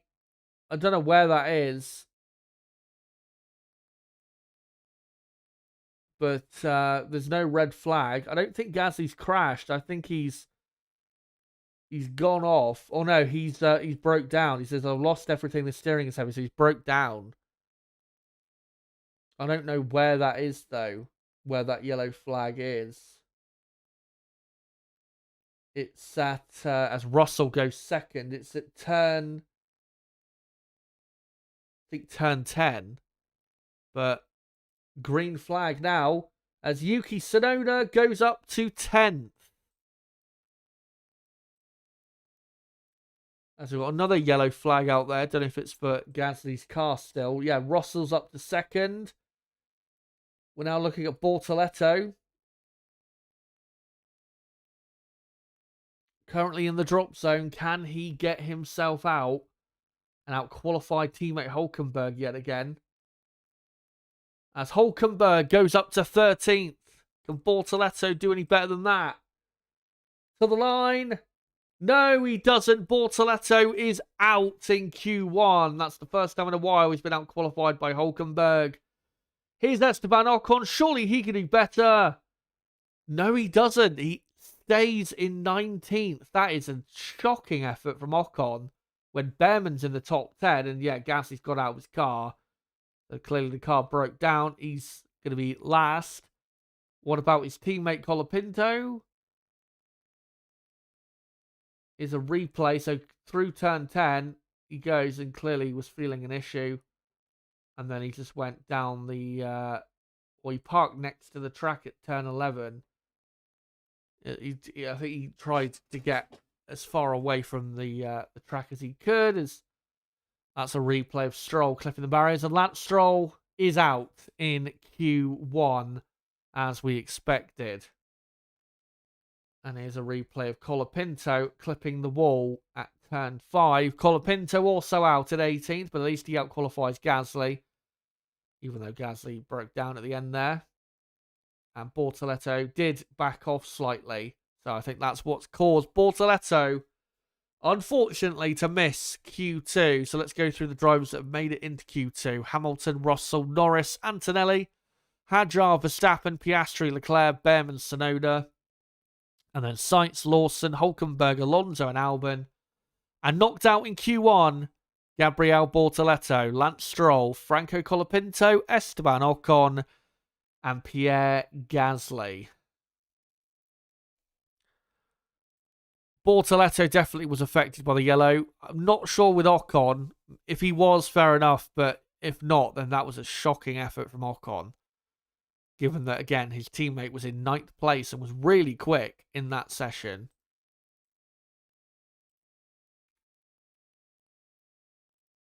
Both Alpines out, not a surprise. And also Lance Stroll eliminated. Again, not a surprise. Even when the car's top 10 material, Stroll gets eliminated in Q1. He's at least consistent with that. Make sure, by the way, to keep smashing that like button. We're on 80 likes. Let's try and get up to 100 likes. So 20 more likes in, say, in the next half an hour. That'd be great if we could do that. So if you haven't hit the like button yet, make sure to do so. As Q2 will be underway in the next, 2 to 3 minutes. By the way, for Lewis Hamilton, that red flag infringement, it was deemed no further action. Which I am very surprised by, because looking at the onboard replay looked like a pretty slam dunk penalty. But, yeah.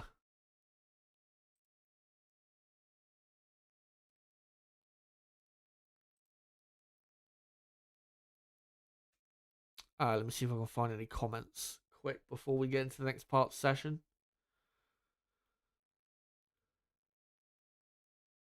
And Sarah Gara saying Nico Hulkenberg needed that lol. Yeah, Hulkenberg, that's the first time he's outqualified Bortoleto, I think, in like 3 months or something. A Stroll moaning on the radio that, qualifying always goes bad. Yeah, it's your fault, mate. You're the reason it goes bad.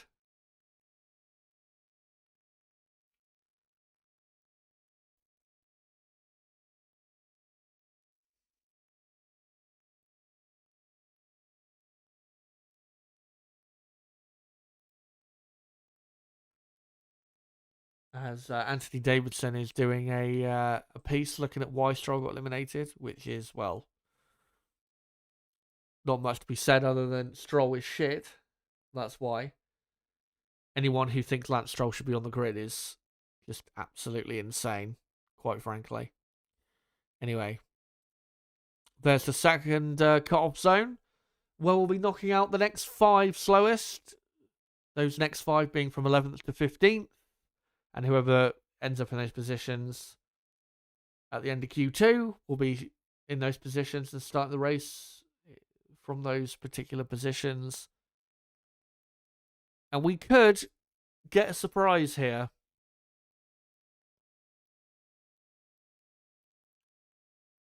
We have had some surprise eliminations. Of course, we all remember Max Verstappen being knocked out in Q2 by Liam Lawson here 2 years ago. That was absolutely brilliant.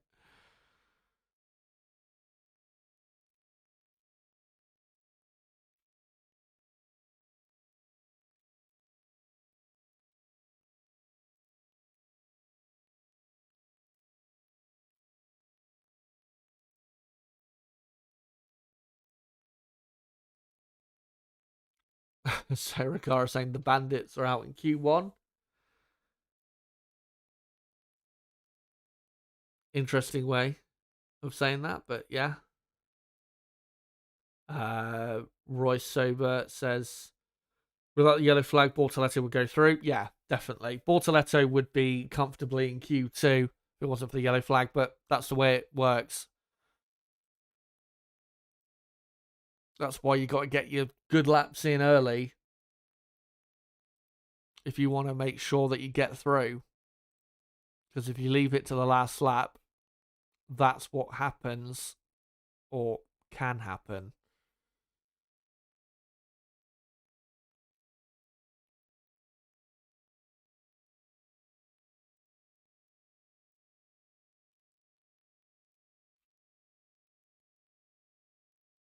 And yeah, we are just moments away from being back underway here for qualifying.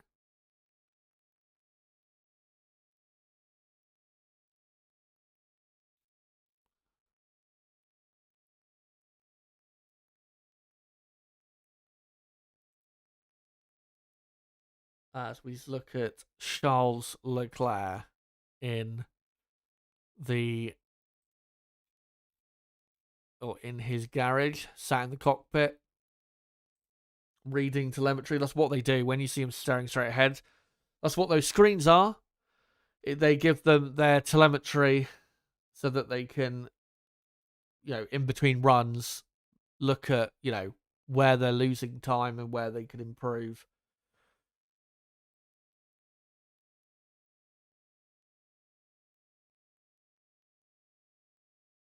And yeah, Q2 should be underway any moment now, really.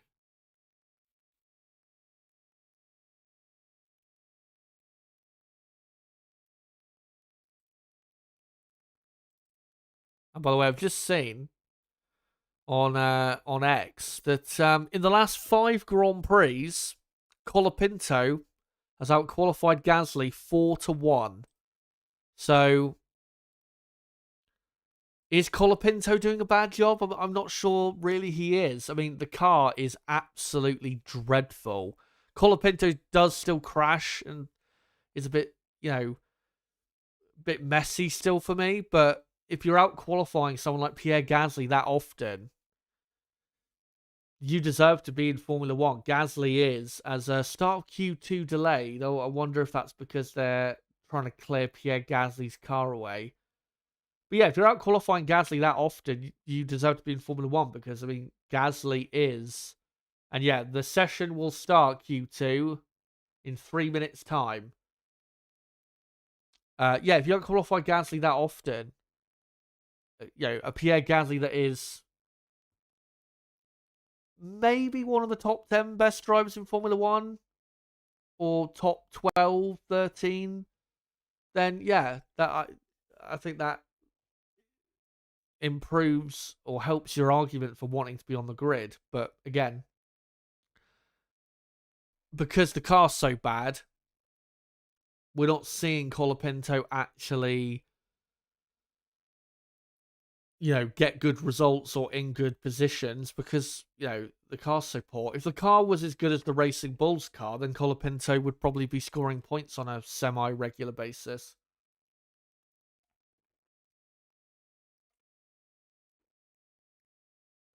And if he keeps that up, Colapinto, then he will probably be on the grid in 2026. As Bortoleto, Hulkenberg, Sonoda, Russell, and Stroll have all been noted for a yellow flag infringement. That would have been when Pierre Gasly pulled over. Royce Sobaskin and Alpine still racing next season. Yep. The only difference is obviously Renault, who are powering them at the moment, will not be powering them next season. Renault won't be powering anyone because Renault are leaving Formula One at the end of this season. So yeah, Mercedes will be powering Alpine next year. And if you believe the rumours, that's probably a good thing for Alpine. And could see them probably at the front of the midfield pack in 2026 if Mercedes have really got the engine regulations right. So keep your eye on Alpine. Yeah, they're awful at the minute, but they could be one of the strongest midfield teams next season if their choice of Mercedes power units has worked.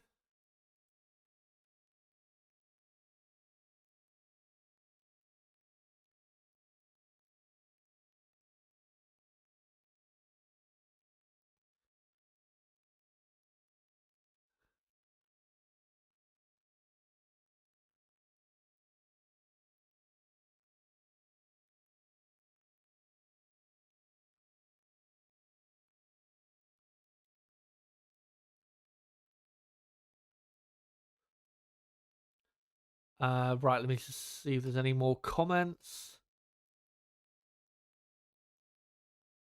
Jack doing out qualified Gasly too.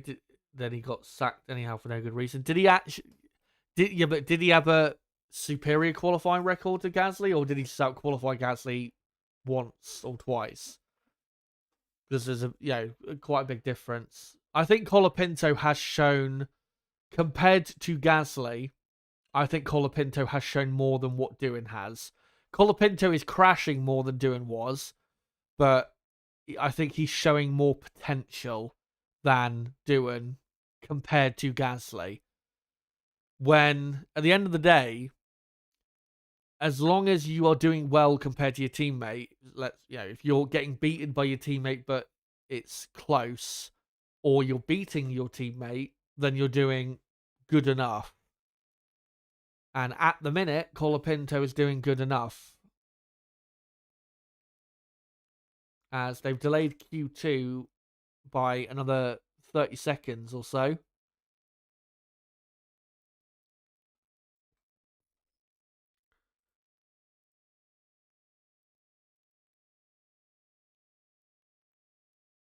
And we should, any second now, be underway for Q2. And there you go, green light on. And the first car out the pit lane is your world champion, Max Verstappen. I'll get the timer synced up at the 14-minute mark for this second part of qualifying.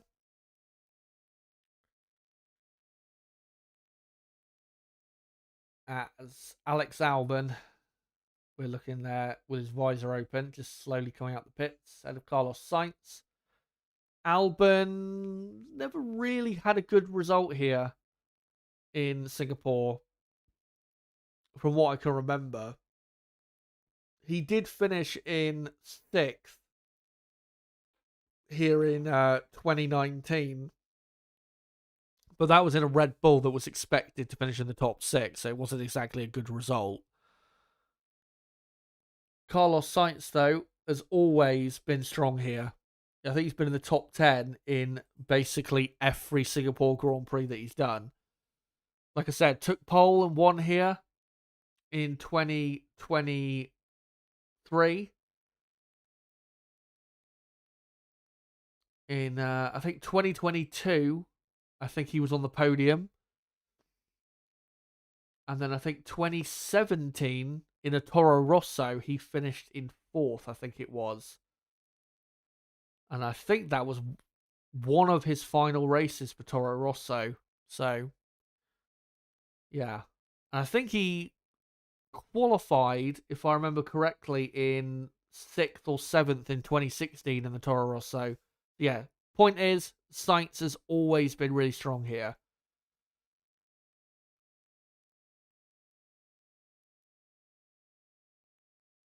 As we're looking at Max Verstappen starting his first flying lap.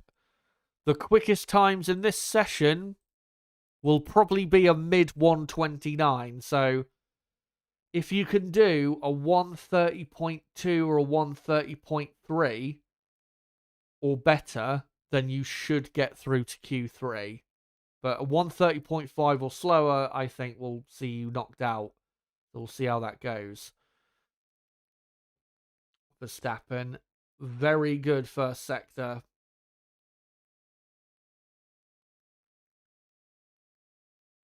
As Max through turn 9. Amazing he's never had pole here. And also, not only has he never had pole here, he has never won this race.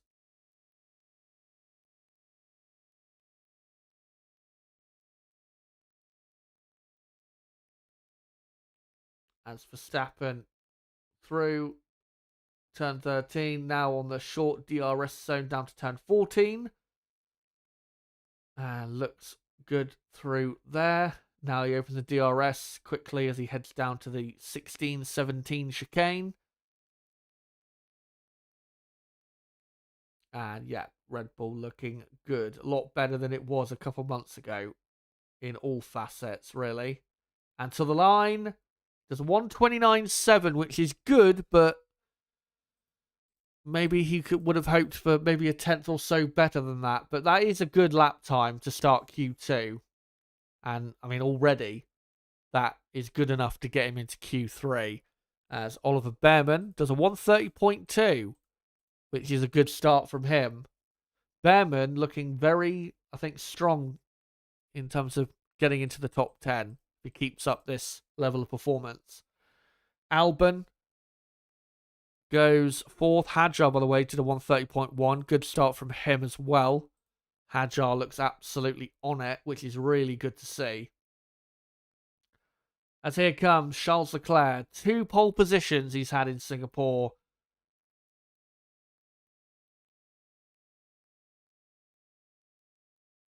And he's definitely one of the stars of this circuit. As Leclerc is just coming through turn 9. And to me, yeah, he looks like he's backed off. As Alonso goes third. Carlos Sainz has gone fourth. Good start to Q2 from Alonso and Sainz, 2 drivers who, again, have always been very strong here. Tsunoda has gone 7th. Lawson has gone 6th.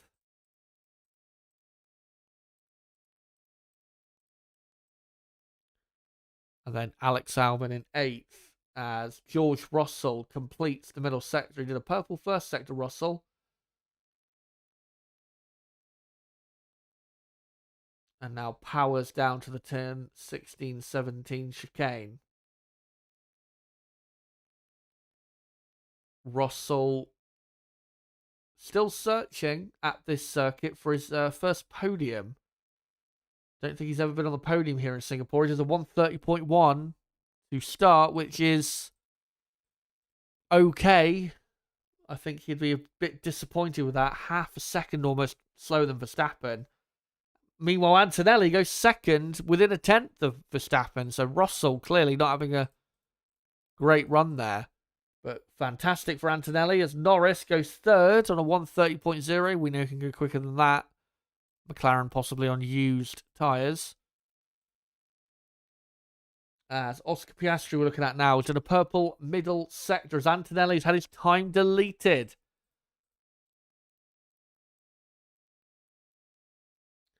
And here comes Piastri, who goes second, about 3/4 of a tenth slower than Max Verstappen. As, yeah, turn 2 track limits. That's a bit poor from Antonelli. You don't need to go over the track limits there. It's not going to get you any more time, really. As Hulkenberg puts himself in the top 10, goes 8th. That's a really good lap from Hulkenberg, who's not really had a good qualifying for a while. As we're now looking at the 2 Ferraris, what can they do for their first runs in Q2? Hamilton goes third, only a couple tenths behind Max. That's a good first run from Hamilton. As Leclerc now into turn 17. Car looked very comfortable through there. And to the line, only 13th. He's either made a mistake or he's on used tyres. I mean, well, he did back off on a previous lap, so that wouldn't have helped either. But yeah, Leclerc obviously can do better than that. He's over half a second slower than his teammate with 7.5 minutes to go in Q2. And here's a replay of presumably, no, it's Lewis Hamilton at turn 8, is it? I don't really know what we're looking at. It's just some funky slow-mos of him losing the rear end in turn 8. And here's Leclerc in turn 14. And oh, that would not have helped. He gave the wall on the exit of turn 14 quite the whack. And yeah, they're going to have to check the car after that because that could do some damage. Here is Antonelli at turn 2, and yeah. Went wide on the entry, tried to grab the car will fight it back, but went too wide. But we have 6.5 minutes to go, or just under 6.5 minutes to go now, until the end of Q2. And currently, on their way through is Verstappen, Piastri, Hamilton, Norris, Hadjar, Alonso, Russell, Sainz, Hulkenberg, and Behrman. And then in the drop zone, Lawson, Tsunoda, Leclerc, Albon, and Antonelli. Behrman, the slowest of the top 10, he's done a 1:30.2. So, if you're going to get into Q3, looks like you're going to have to do probably a 1:30.0 to make sure, a 1:30.0 or better to make sure of a progression.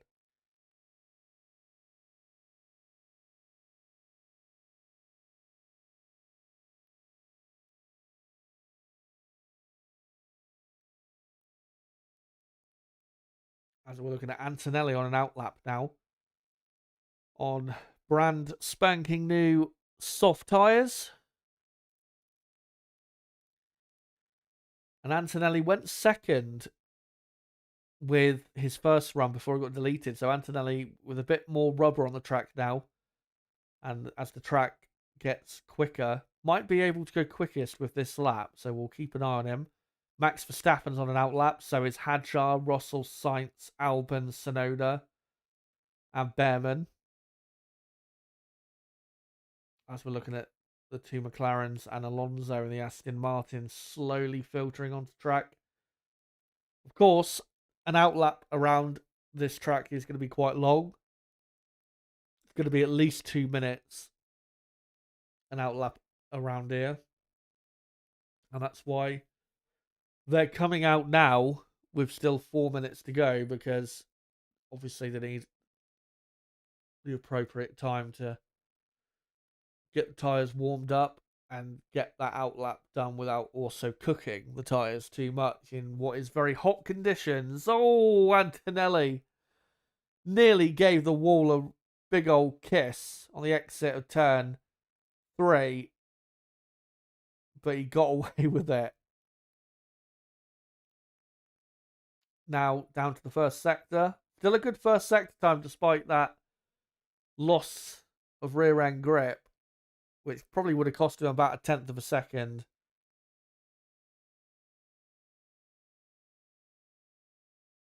Oh, he gets close to the wall again. Had a snap of oversteer. He didn't hit the wall, thankfully, on the exit of turn 9. But yeah, he needs to calm it down. He doesn't need to be doing this. The car is easily quick enough to get into the top 10. Needs to let the car do the work a bit more. This is the sort of stuff that he needs to be doing in Q3. Not yet, because it could cost him dearly. As Russell has done a purple first sector. Antonelli into turn 16 and 17. That looks good. Through the final corner. And Antonelli does go quickest by 1/10 of a second. A 1:29.6. Mercedes, quite a bit quicker than we expected. Are they secretly in the fight for pole position? I guess we'll have to find out. George Russell potentially going even quicker. And through the final corner, what does he do? He goes quickest. 1:29.5. Yeah, this is really good pace from Mercedes. First and second in the mid 1:29s. What can McLaren, Ferrari, and Max in the Red Bull do to respond as Albon on a lap? He's slightly slower than Hulkenberg after the first 2 sectors. Hulkenberg is the man at risk in 10th. Albon's going to have to really produce a great final sector to get himself in the top 10. Through the final corner. And He does just get in the top 10, but I'm not sure he's going to stay there. He goes up to 9th. I'd be surprised if he stays there because you've got Leclerc, Sainz, and Hulkenberg and Behrman below him who very likely will go quicker. So Albon, I think, is going to miss out here. As here's Isaac Hadjar improving on his lap. He's currently in 7th. What can he do? Isaac Hadjar to the line. Doesn't improve. He's a couple tenths clear of the drop zone, but that might get a bit close for comfort. Oliver Behrman up to 8th. Can he get through? It's going to be close. He's done a great job, though, Behrman. Really maximised the car today. Norris through the final corner. Only 4th and a quarter of a second off the pace. McLaren have not been that quick in this session so far. I wonder if they're saving it for Q3, but not been that impressed with them. As Max Verstappen goes 2nd, only 0.010 of a second slower than Russell. So Max right on the pace that he needs to be. As Charles Leclerc, what's he doing for the middle sector? He's 3 tenths up on Albon. This lap probably will be good enough to put him in the top 6. Just needs to make sure he keeps it all calm and nicely together as Alonso back up to 8th. Alonso should be through. Hulkenberg up to 10th. Albon is out in Q2. Tsunoda's in the pit lane, so he's definitely out. Leclerc goes 6th. And that pushes Nico Hulkenberg out in Q2, which is a shame because Hulkenberg performed very well there. We've still got Sainz and Lawson. What are they doing? Sainz is pitted. Whoa, that's disappointing for Williams. 12th and 13th. Sainz failing to improve. And Liam Lawson, I'm assuming, also has failed to improve. As we're looking at Nico Hulkenberg, and yeah, looks like Lawson has.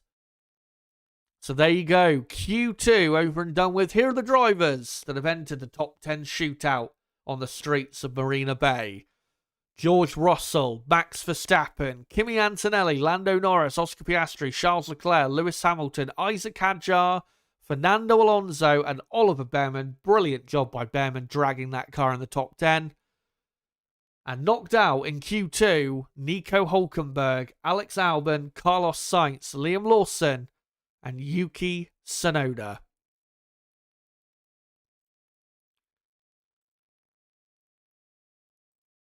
And Q3 will be underway in about probably 4 or 5 minutes from now, which is what we've all been waiting for. And it'll be obviously a 12-minute long session to decide the top 10 positions. Before I get into the fight for pole, what do you call it? Hulkenberg, again, I thought did a good job. Did the best he could. That Sauber, again, just not quite quick enough to make the top 10, but put himself in a good position for probably a point or two tomorrow. Albon will be disappointed he didn't make the top 10, but he's out-qualified Sainz. Sainz should be very disappointed. Lawson should be as well. Lawson should be making the top 10 as well. And Tsunoda also should be disappointed with that effort. 15th, definitely nowhere near good enough from Tsunoda.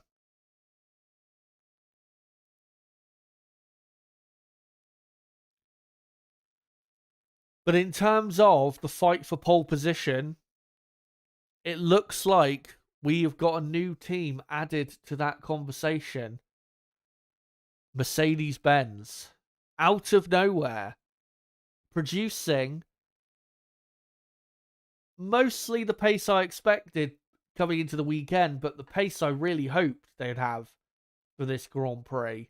And it looks like the fight for pole is between the 2 Mercedes drivers, the 2 McLaren drivers, and Max Verstappen. Ferrari don't appear to have quite the pace that they were hoping for and looked to be quite possibly the slowest of the front four teams, which, again, coming into the weekend is what I expected.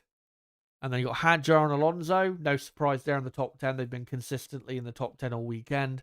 And again, great job by Oliver Behrman. Easily one of the drivers of the day is Behrman, dragging the Haas into the top 10. Needed a great lap to do it, which I said in the build-up that a great lap is what would get a Haas driver into the top 10, and that's what they've done. So let's see what Behrman can do in Q3. I mean, even if he finishes 10th, that's still good enough, because I don't think the Haas is quite as quick as Alonso in the Aston Martin or Hadjar in the Racing Bulls. By the way, make sure to vote in the poll if you haven't. We are just under 2,000 votes. I am going to finish the poll in a moment, so get your vote in for the poll so we can get it up to 2,000 votes. And as well, we are just 7 likes away from 100 likes. Make sure to smash a like button. Let's get up to 100 likes.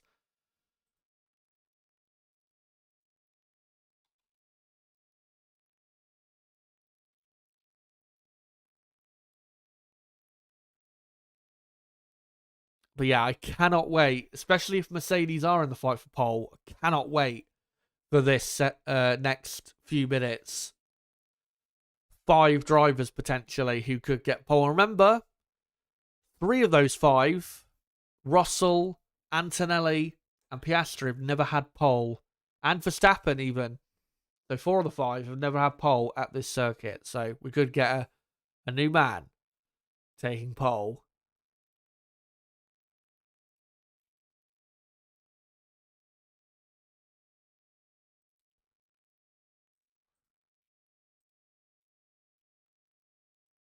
But yeah, I'll let you guys know when the session will be getting underway. Not quite yet.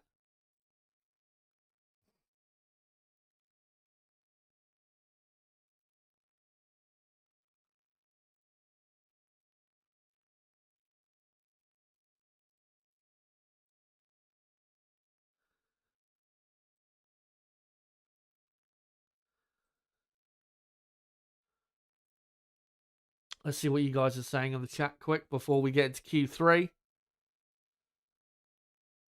Crystal saying, making daft excuses when Hamilton dominated, he should win because Mercedes fastest. When Max won last year, it's luck, not talent. When beaten by Yuki, Red Bull are faster. You're wondering who he's talking about. He's talking about Lando Norris, who is full of excuses as to why he doesn't get particular results. And by the way, thank you. We have hit 100 likes. Thank you very much for that. And we are another 35 votes or so away from 2,000 votes. So make sure to get your vote in. Once we get to 2,000, then I'll finish up the poll. As Q3 starts in just under a minute's time.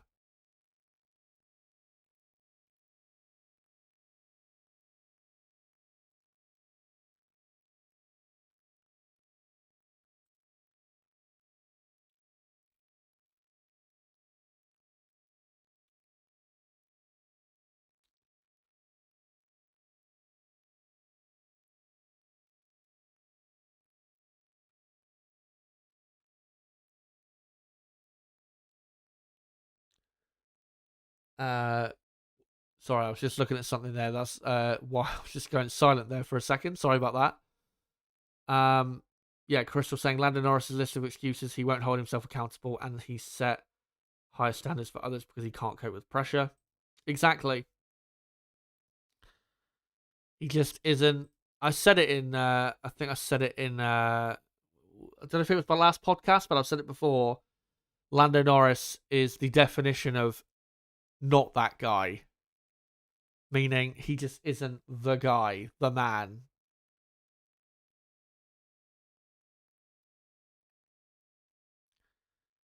And he will continue, unfortunately, to display such behaviours because that is fundamentally who he is. Anyway, Q3 has begun. We've got a couple cars on track. We're only 30 seconds in. I'll sync up the timer at the 11-minute mark. As George Russell has not qualified in the top 3 of the grid since, I believe, his race win in Canada, where he took pole position, of course, and obviously converted it into victory. And whoever, as there you go, 11 minutes to go in qualifying, whoever takes pole here, I am very, very confident will win tomorrow's race. And that is what's on the line. Not just pole, but pretty much the race win.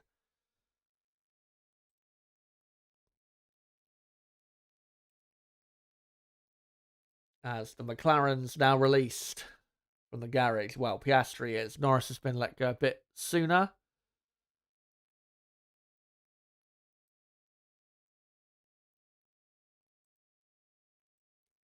As Russell powers down to turn 14, sorry, on this outlap. Can Russell produce his usual qualifying magic and prove yet again why he is one of the best pound for pound drivers in the sport? As by the way, we're just 2 votes away from 2,000 votes, so make sure to get your votes in so we can get up to 2,000, then I'll finish up the poll. As George Russell begins his lap, by the way, the pole position time should be a low 129. So if you do a low 129 or even a late 128, you're going to be either on pole or incredibly close to it. As Russell begins his attempt.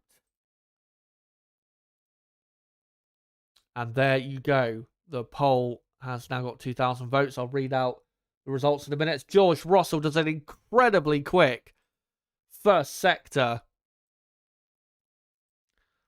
And yeah, thank you for voting in the poll where I asked you who will take pole position today in Singapore. 2,000 votes. Thank you very much for that.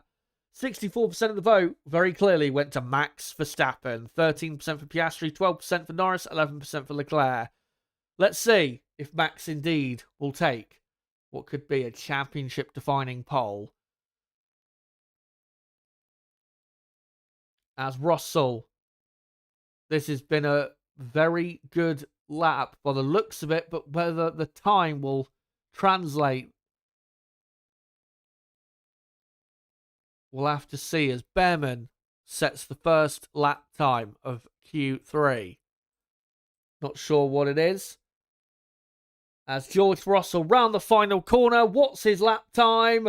A 1:29.1. That is a brilliant, brilliant lap. And it could be pole position. As Antonelli flies through turn 16, 17, didn't quite get the chicane as right as he wanted to. He's probably going to go slower than Russell here. And yeah, by nearly 4 tenths, or pretty much 4 tenths, Antonelli goes second.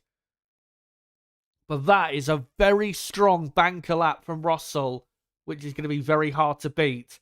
Norris, 4 tenths off Russell after the first 2 sectors. This is a poor lap from Lando. As Alonso goes 4th. Slower than Behrman, interestingly, by nearly 2 tenths. Hadjar goes ahead of the 2 and goes 3rd. Here comes Lando Norris. Only 3rd behind both Mercedes cars. Absolutely awful lap from Norris. Nearly half a second off the pace. Here comes Leclerc. Twice a pole sitter. Nowhere near it at the minute. 6 tenths of a second slower in 4th. And only slightly quicker than Hadjar on that lap. Here comes Hamilton. He goes 4th ahead of Leclerc. That's a good lap from Hamilton. Max Verstappen does a purple middle sector, but he's still a quarter of a second off Russell after the first 2 sectors. Here comes Piastri, who goes 2nd, but he's still 3.5 tenths off the pace. It just shows you what an incredible lap that was from Russell. Can Verstappen do anything about it on this first run? No, he can't. He goes second.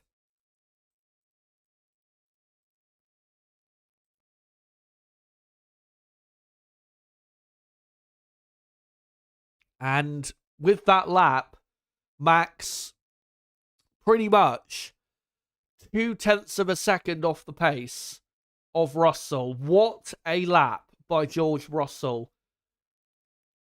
I said it at the time, that was a really great lap. And that lap time proved it. Hit every apex, not one mistake. And that right there, even if he doesn't get pole, that right there is why George Russell is called Mr. Saturday, and is why he is easily one of the best drivers on the grid. Because he is incredible over a single lap.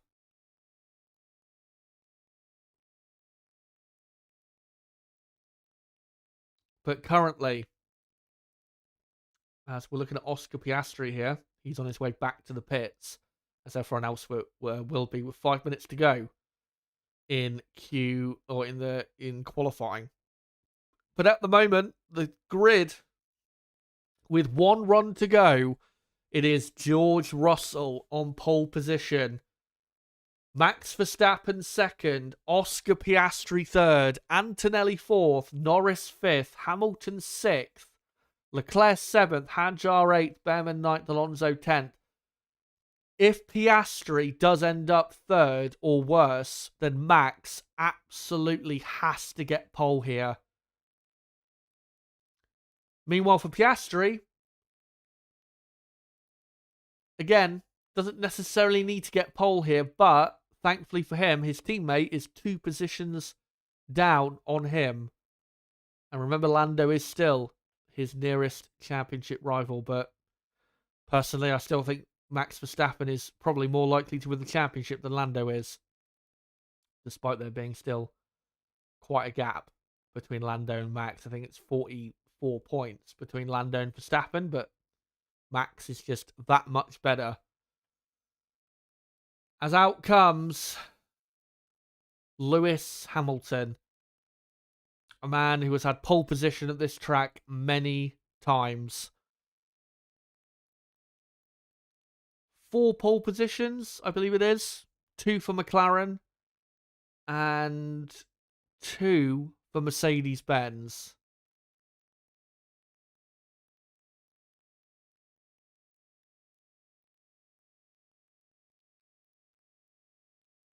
As we're looking at Lando Norris, who's currently on his outlap. That was a terrible first effort from Norris. This final lap might just finish off his championship bid.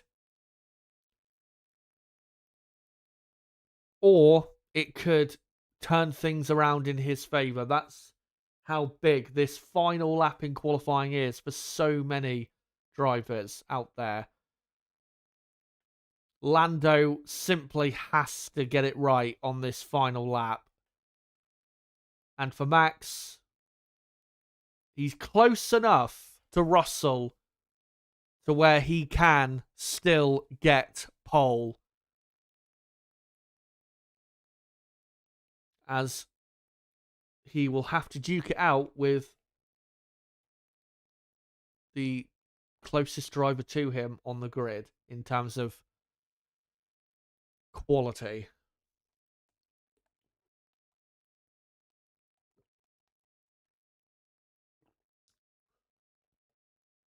As Lando Norris starts his final attempt at pole. He got pole last year. He must at least out-qualify his teammate. But can he do it? His teammate gets out the way for him, as Lando is pretty much the first to go on this final run. As he powers down to Sector 1. And he's not improved the first sector. He's already a quarter of a second down. That Mercedes is so quick in the first sector. But can Lando make up the difference in the rest of the lap?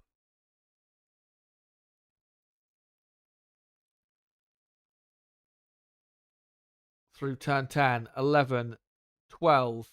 Bit of a wiggle on the exit of 11. Now into 13.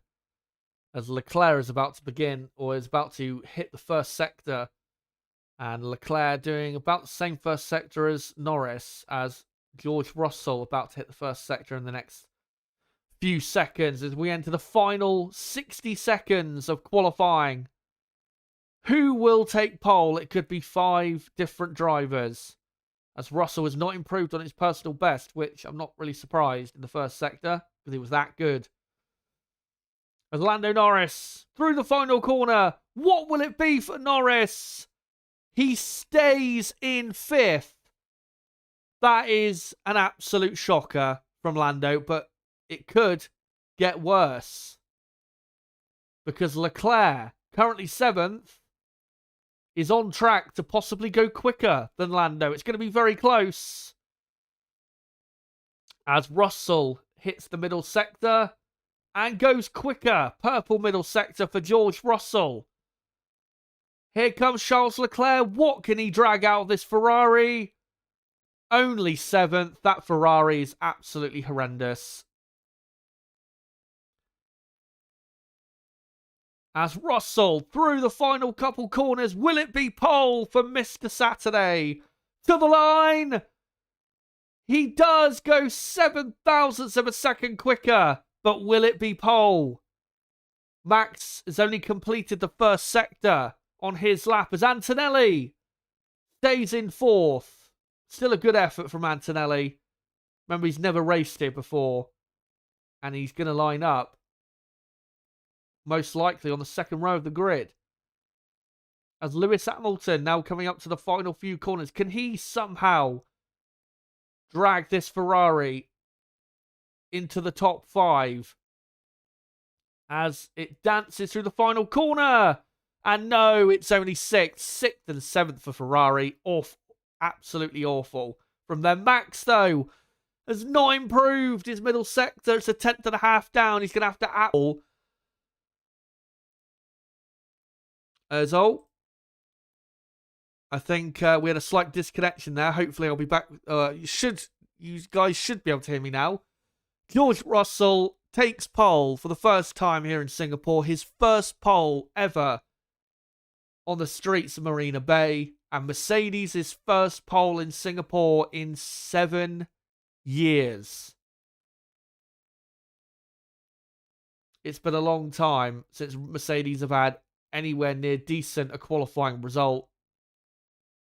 And they've got pole position. The last time they took pole was in Canada. They won that race. And really, they should be winning tomorrow. Verstappen finishing up in 2nd. Max will be disappointed, but he is ahead of his 2 championship rivals on the grid, and you never know what could happen at the start tomorrow. Piastri 3rd. Piastri, I think, will be pretty satisfied to be 3rd. His nearest rival, Lando Norris, is 5th. Verstappen is not on pole. So, yeah, Piastri will be satisfied. Antonelli 4th. Great result for him. Norris 5th. Absolutely shocking from him. 6th and 7th for the 2 Ferraris. Ferrari just not quick enough, I'm afraid. Maybe could have got a 5th place if Leclerc had a bit of a better final lap, but Ferrari just too slow. Hadjar finishes in P8, I believe. Let me just quickly check that to make sure. Yep, Isaac Hadjar finishes in 8th. Great result for him. 4th row of the grid. Behrman in 9th and Fernando Alonso 10th. And the rest of your field, Hulkenberg 11th, Albon 12th, Sainz 13th, Lawson 14th, Tsunoda 15th, and then Bortoletto, Stroll, Colapinto, Ocon and Gasly will round out your grid for tomorrow's Singapore Grand Prix. And George Russell proving yet again why he is one of the best drivers on the grid. He always gets the best out of the car. And when he has a chance to actually fight for pole, he, a lot of times, does actually deliver. Congratulations to him. I'm just going to set up a poll quick asking you guys, who do you think is driver of the day for qualifying in Singapore? And the options for driver of the day will be George Russell. I'm going to put Antonelli in there. I'll put Max in there because I thought he was still really good, but just wasn't as good as Russell, who was way too good. And Oliver Behrman, I will go with as well. Brilliant from Behrman. 9th on the grid. That is a top effort. My driver of the day is George Russell. That first lap in Q3 was stunning. And he still only just went quicker than it in his final run. But it was so good that that it really could... I mean, no one could get near it in the end. And he ended up, what, a couple tenths clear? So, well done to George Russell. And like I said, if you get pole at Singapore, you have to win the race. And if he wins, then congratulations to him. Funnily enough, if he wins the race, he'll only be... And if Piastri was to finish in third, Russell would only be 100 points off the championship lead. I'm not trying to insinuate that Russell's now a championship contender, but it just shows you how great of a season Russell's had. He's only around about 100 points off the lead of the championship in a car that has been easily quite a bit slower than the McLaren. Again, it just shows you how good he is.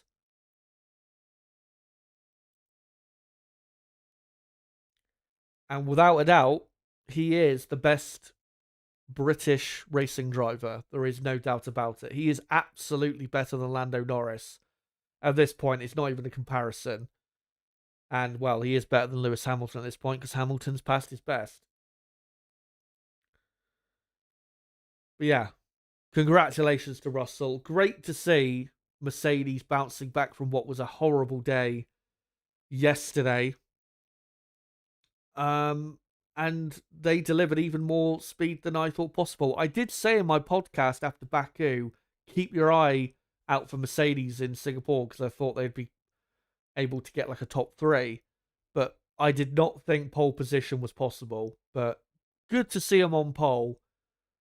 And it's going to make, because Mercedes don't have, I would say, the quickest car, it's going to make for an interesting race tomorrow, even if Russell keeps the lead into turn 1, because you're going to have Max and Oscar probably close behind. And of course, when the pit stop phases come, you just never know what could happen. But yeah, make sure to cast your votes on who your driver of the day is for the qualifying session we've just had here in Singapore. By the way, apologies if the stream did disconnect for a few seconds. It did on my end, but it's all okay now.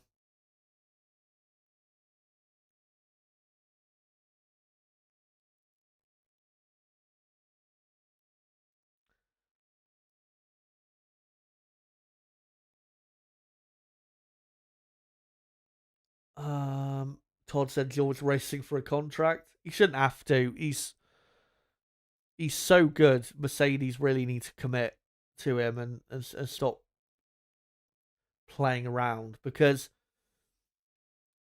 yeah, it is likely that that Max will join Mercedes in the future. But if for whatever reason they can't sign Max, the next best driver is George Russell. They're not going to find another driver out there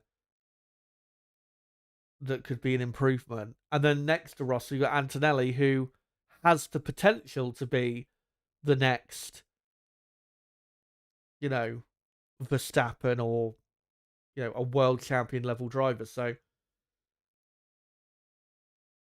it's really stupid of Mercedes to not just lock them down because, their lineup is easily good enough.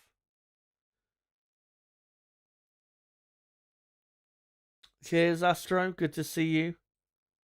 And yeah, remember, guys, I will not be doing a race watch along tomorrow because Singapore Grand Prix are pretty boring and we're not going to get really any overtaking tomorrow. So, yeah, I will not be doing a race watch along tomorrow, but I will be doing a podcast on Monday reviewing whatever happens tomorrow. So if you want to catch my thoughts, then check out that podcast coming your way on if you're in Europe or the UK, that'll be uploaded Monday evening, probably between 7 and 10 p.m. Something like that.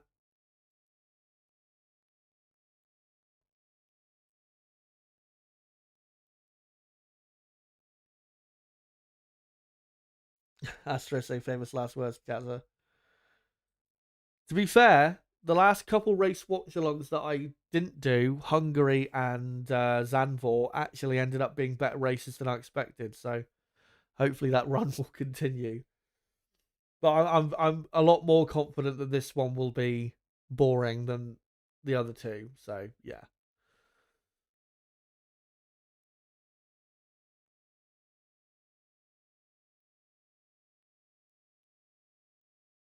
Anyway, bit of a close fight. The driver of the day vote. So I think I'll wait maybe for another few votes if there's going to be any.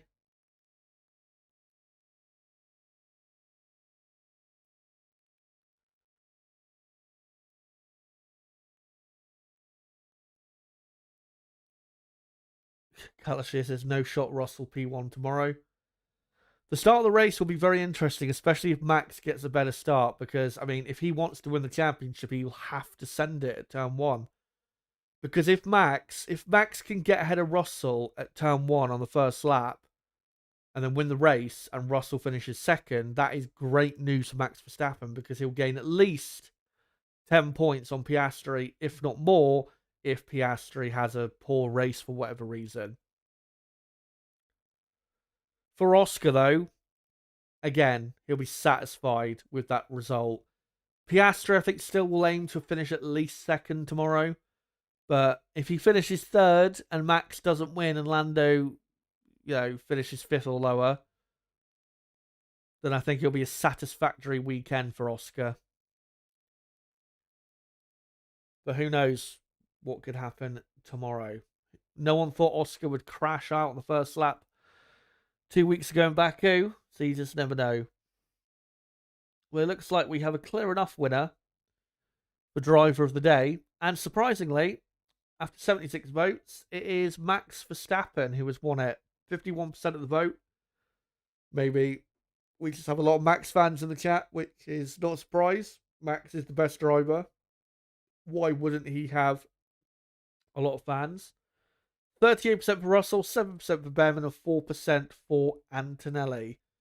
Thank you guys, though, for voting. And thank you guys for coming along for this stream. As I said, I won't be streaming tomorrow.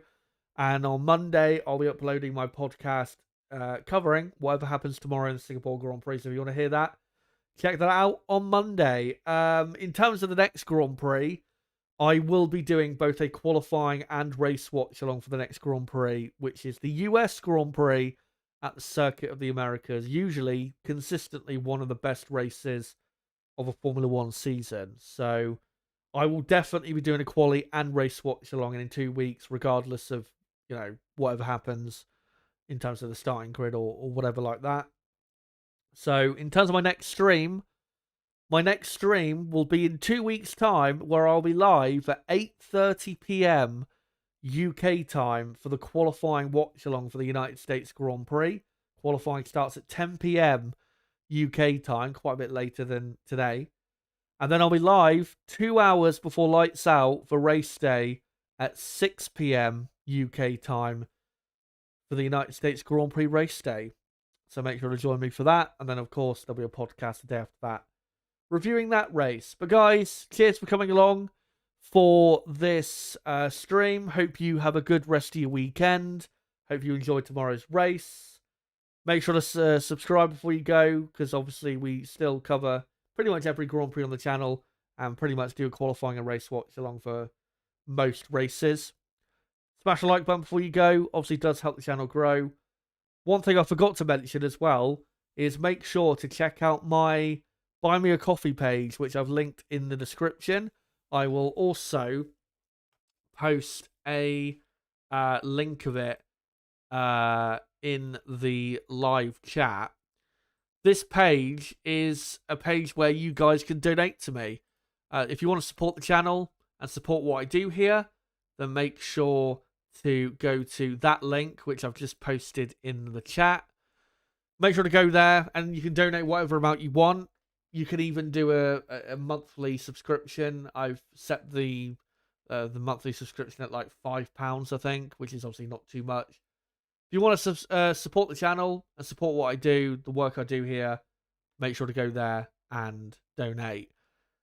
But guys, that's it in terms of streams for this weekend from me. Until my next stream in 2 weeks for the United States Grand Prix. Until my next piece of content, which will be the podcast on Monday reviewing tomorrow's Singapore Grand Prix. Again, hopefully you guys enjoy tomorrow's Grand Prix and hopefully have a good rest of your weekend. And until next time, it has been me, Shazza HD. Goodbye.